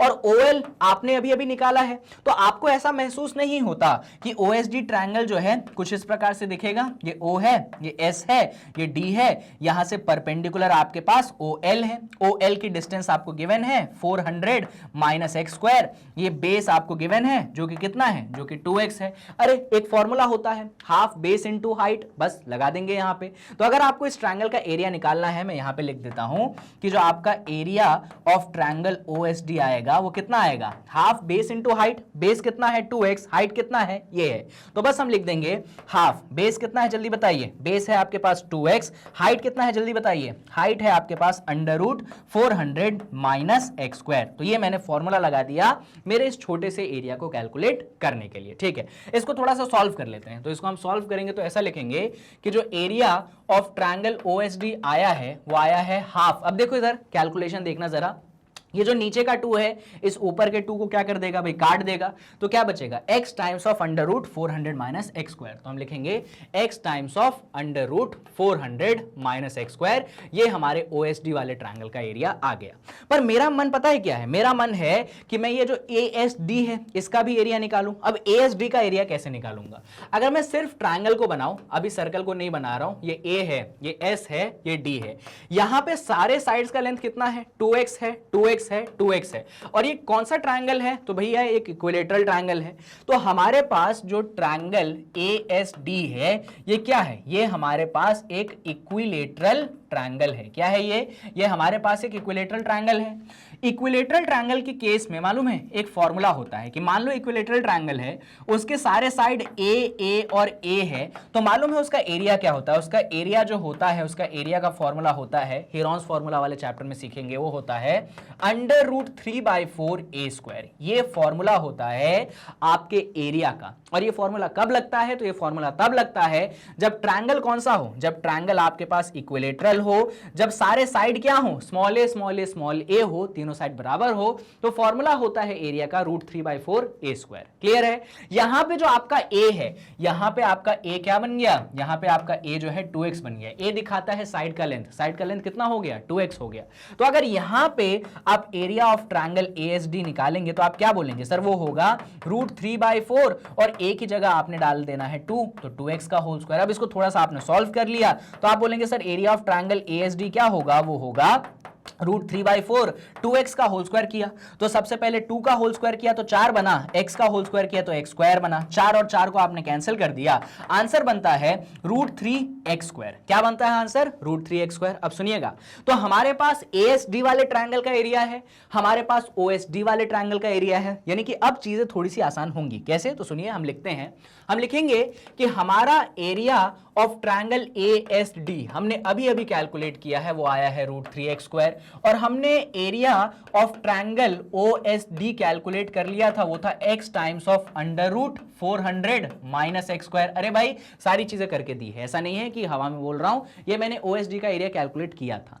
और मुझे एक रिलेशन मालूम था ASD और OSD के एरिया में, क्या कि जो ASD का एरिया है वो 3 टाइम्स है OSD का एरिया। बहुत बढ़िया, बहुत जबरदस्त। बस अब इसको लगा देंगे, हम बोलेंगे कि हमने शुरू में ही एक रिलेशन पता किया था कि हमारे ASD वाले ट्रायंगल का एरिया 3 टाइम्स है हमारे OSD वाले ट्रायंगल के एरिया से। अरे कौन किसका 3 टाइम्स है, हमारे ASD वाले ट्रायंगल का एरिया हमारे OSD वाले ट्रायंगल के 3 टाइम्स है। ASD का एरिया आपके सामने है बच्चों √3x², बहुत बढ़िया।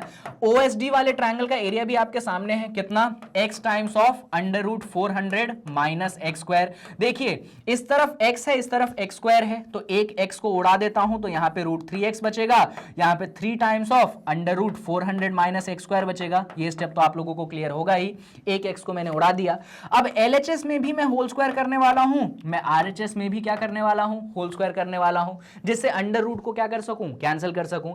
जब मैं यहां पे होल स्क्वायर करूंगा तो यहां पे सबसे पहले √3 का होल स्क्वायर होगा, फिर यहां पे x का होल स्क्वायर होगा। इस तरफ देखना, यहां पे 3 है तो यहां पे सबसे पहले 3 का होल स्क्वायर होगा, और यहां पे दूसरी चीज है √400 माइनस x², इसका क्या होगा, होल स्क्वायर होगा। अब तुमने मेरे से ही नंबर सिस्टम अगर पढ़ा होगा तो तुमको मालूम है होल स्क्वायर करने पे अंडर रूट कैंसिल हो जाता है, तो जो √3 है वो सिर्फ और सिर्फ 3 बचेगा। ये जो x है ये x² बच जाएगा, बाकी राइट हैंड साइड की बात करता हूं तो 3 जो है वो 9 बच जाएगा, और यहां पे जो स्क्वायर है रूट को कैंसिल करेगा, और यहां पे कितना बचेगा, 400 माइनस x² बचेगा। कहानी खत्म नहीं हुई है, क्योंकि अब हम क्या करेंगे, मल्टीप्लाई करेंगे। यहां पे 3x² होगा, यहां पे 9 मल्टीप्लाई होगा तो 3600 बनाएगा, और यहां पे -9x² आएगा। -9x² को इस तरफ ले आइए तो 3x² प्लस 9x² बराबर कितना हो जाएगा, 3600। भाई नेगेटिव से इस तरफ लाएंगे तो पॉजिटिव बनेगा। 9 3 होता है 12, तो 12x² बराबर 3600 बनेगा। 12 को भेजेंगे अपन डिवाइड में तो x² की वैल्यू 3600 डिवाइडेड बाय 12 बनेगा। ये देख लो, क्लियर होना चाहिए। बाकी डिवाइड करोगे, 12 1 जा 12, 12 3 जा 36, कितना बना, 300 बना। डिवीजन है तो x² की वैल्यू कितनी आ गई, 300 आ गई। अब तुम्हारा मन क्या होगा, तुम्हारा मन होगा सर अब इसको कैसे सॉल्व करें, हमको तो मालूम ही नहीं किसका स्क्वायर रूट, सॉरी किसका स्क्वायर 300 है। तो मैं बोलूंगा दिमाग लगाओ, 300 को क्या लिख दो, 3 × 100 लिख दो। सर इससे कैसे बचेगी जान अपनी, बचेगी, देखेगा कैसे।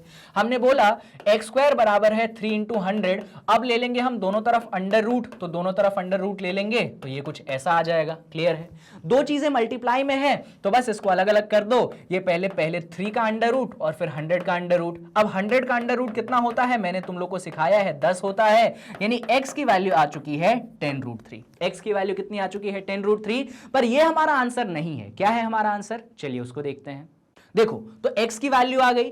हमें क्या बोला गया था, हमें बोला गया था आपको साइड की लेंथ कैलकुलेट करनी है, आपको निकालना है कि आपका साइड कितना बड़ा है, आपका स्ट्रिंग की लेंथ कितनी है। स्ट्रिंग की लेंथ तो हमने 2x ले ली थी, अरे भैया हमने x निकाल लिया, तो स्ट्रिंग की लेंथ कितनी हो जाएगी, आप बोलेंगे लेंथ ऑफ स्ट्रिंग जो हो जाएगी, आप बोलेंगे लेंथ ऑफ स्ट्रिंग जो हो जाएगी वो हमारी 2x हो जाएगी। 2x का मतलब 2 टाइम्स ऑफ 10√3 हो जाएगी, मल्टीप्लाई कर दोगे आंसर आ जाएगा 20√3 मीटर। ये लीजिए, ये आपके लेंथ ऑफ स्ट्रिंग आ गई। हो गया क्वेश्चन खत्म। क्वेश्चन बहुत दमदार था, और जो बेस्ट पॉसिबल आसान सॉल्यूशन हो सकता था, बेस्ट पॉसिबल कैलकुलेशन हो सकता था, मैंने वो यहां पे आपको देने की कोशिश की है। मैं फिर भी पूरा क्वेश्चन आपके लिए समराइज कर रहा हूं क्योंकि क्वेश्चन अच्छा था। तो सुनिए क्वेश्चन बच्चों, हमने बोला कि क्वेश्चन में हमें क्या दिया गया था, एक इक्विलेटरल ट्रायंगल प्रकार से दिया गया था, हमें साइड की लेंथ कैलकुलेट करनी थी, स्ट्रिंग की लेंथ कैलकुलेट करनी थी। हमने सारी साइड की लेंथ 2x ले ली। उसके बाद हमने बोला कि हमें भैया क्या किया, हमने यहां पे सेंटर से परपेंडिकुलर बनाया, तो ये 2x था तो इधर x और इधर x, सुनते जाना, समझ में आएगा, नहीं समझ में आता तो इधर x और इधर x हो गया। जब ये हो गया, जब ये सारी बातें हो गई, तब अपन इस डायग्राम पे आए। हमने बोला कि ये छोटा सा ट्रायंगल कंसीडर कर लो भैया, ये 90 है, कॉर्ड अपन ने परपेंडिकुलर बनाया है कॉर्ड पे सेंटर से, उसमें हमने पाइथागोरस थ्योरम लगा के हमने OL वाली डिस्टेंस कैलकुलेट कर ली कि वो हो गया √400 माइनस x², तो OL आ गया। एक बार जब OL आ गया तो हमने बोला ठीक है, अरे कहां गया, कोई पन्ना छूट गया क्या, नहीं, एक बार जब OL आ गया उसके बाद हमने बोला कि यार ये हमारा इक्विलेटरल ट्रायंगल है, इसमें इक्विलेटरल ट्रायंगल में जो तीन, एक ट्रायंगल इधर, एक ट्रायंगल इधर और एक ट्रायंगल इधर, ये तीनों ट्रायंगल बराबर होंगे, इनका एरिया क्या होगा, बराबर होगा। तो हमने बोला कि पूरे ट्रायंगल का एरिया जो होगा, कोई सा भी एक पीस ले लो उसका 3 टाइम्स होगा। पूरे ट्रायंगल का जो एरिया होगा, कोई सा भी एक पीस ले लो उसका क्या होगा, 3 टाइम्स होगा। तो हमने बोला ASD का जो एरिया होगा वो हमारे OSD का क्या होगा, 3 टाइम्स होगा। और फिर मैंने बोला कि चलो OSD का एरिया निकाल लेते हैं। तो हमने कैसे बनाया, ये हमने OSD ट्रायंगल अलग से बनाया। इसमें जो SD है, बेस है, वो 2x था। OL परपेंडिकुलर था जिसकी लेंथ हमारे पास थी, तो बेस है, परपेंडिकुलर है, हमने एरिया निकाला half of base into height, ये हमारे पास OSD का एरिया आ गया। फिर हमने बोला कि ASD एक बड़ा वाला इक्विलेटरल ट्रायंगल है, उसका फॉर्मूला मैंने बोला कि ह्यूरॉन्स में पढ़ाऊंगा, बाकी अभी मैंने कॉन्सेप्ट इंट्रोड्यूस किया कि अगर सारे साइड का लेंथ a होता है तो फॉर्मूला होता है √3/4a²। अभी मेरे सारे साइड का लेंथ 2x है, बड़ा ट्रायंगल कंसीडर कर रहे हैं इक्विलेटरल, तो उस हिसाब से एरिया ये बना। बस अब हमें ये मालूम था कि हमारा area of triangle ASD 3 times है OSD के, तो बस ASD की वैल्यू रखी, OSD की वैल्यू रखी, दोनों तरफ होल स्क्वायर करते गए, सॉल्व करते गए और हमारे पास x की वैल्यू निकली। एक बार जब x की वैल्यू निकल गई तो हम जानते हैं कि लेंथ ऑफ स्ट्रिंग जो है 2x थी, तो 2 टाइम्स ऑफ 10√3, आंसर आ गया 20√3 और बस हो गया क्वेश्चन खत्म। तो क्वेश्चन बढ़िया था, एक्सप्लेनेशन भी उतना ही सिंप्लीफाइड मैंने रखने की कोशिश की है, आपको चीजें समझ में आई होंगी। बस एंड करते हैं इस वीडियो को। 10.4 का सॉल्यूशन इतना ही था। जाते जाते आपको बता दूं कि मैग्नेट ब्रेन से बहुत अलग अलग तरीकों से आप पढ़ सकते हो। आपके पास लैपटॉप, कंप्यूटर या टैबलेट कुछ भी हो, आप पढ़ सकते हो, ठीक है, कहीं से भी। मोबाइल एप्लीकेशन भी है, हमारा वेबसाइट है, यूट्यूब चैनल है, कितनी जगह हैं, जहां से पढ़ना है वहां से पढ़ो। सब जगह की खास बात यह है कि 100% फ्री कोर्सेस आपके लिए हैं, हाई क्वालिटी कोर्सेस आपके लिए हैं, कहीं पे भी आपको कोई पेमेंट करने की जरूरत नहीं है और सिर्फ इतनी ही कोर्स, मतलब सिर्फ 9th की मैथ्स नहीं, इतने सारे कोर्सेस आपके लिए लेकर आते हैं। बाकी वीडियो अच्छा लगा हो तो कमेंट सेक्शन में जरूर कमेंट कीजिएगा। नेक्स्ट वीडियो का टारगेट बता देता हूं कि नेक्स्ट वीडियो में जो है हम अगली कुछ थ्योरम्स पे मूव करेंगे। एंगल सबटेंडेड बाय आर्क जो है हम उस कॉन्सेप्ट पे मूव करेंगे। अभी तक जो है हम कॉर्ड पे ही डील कर रहे थे, अब जो है अगला टॉपिक होगा एंगल सबटेंडेड बाय आर्क। तो अगला कॉन्सेप्ट वीडियो होगा जहां पे जो है हम कुछ कॉन्सेप्ट सीखेंगे, थ्योरम सीखेंगे, उनके प्रूफ सीखेंगे और फिर बाकी क्वेश्चन और एक्सरसाइजेस पे तो हम आएंगे। तो मिलते हैं नेक्स्ट वीडियो में। Till then take care, stay tuned at Magnet Brains, keep studying from Magnet Brains and we will meet in next video.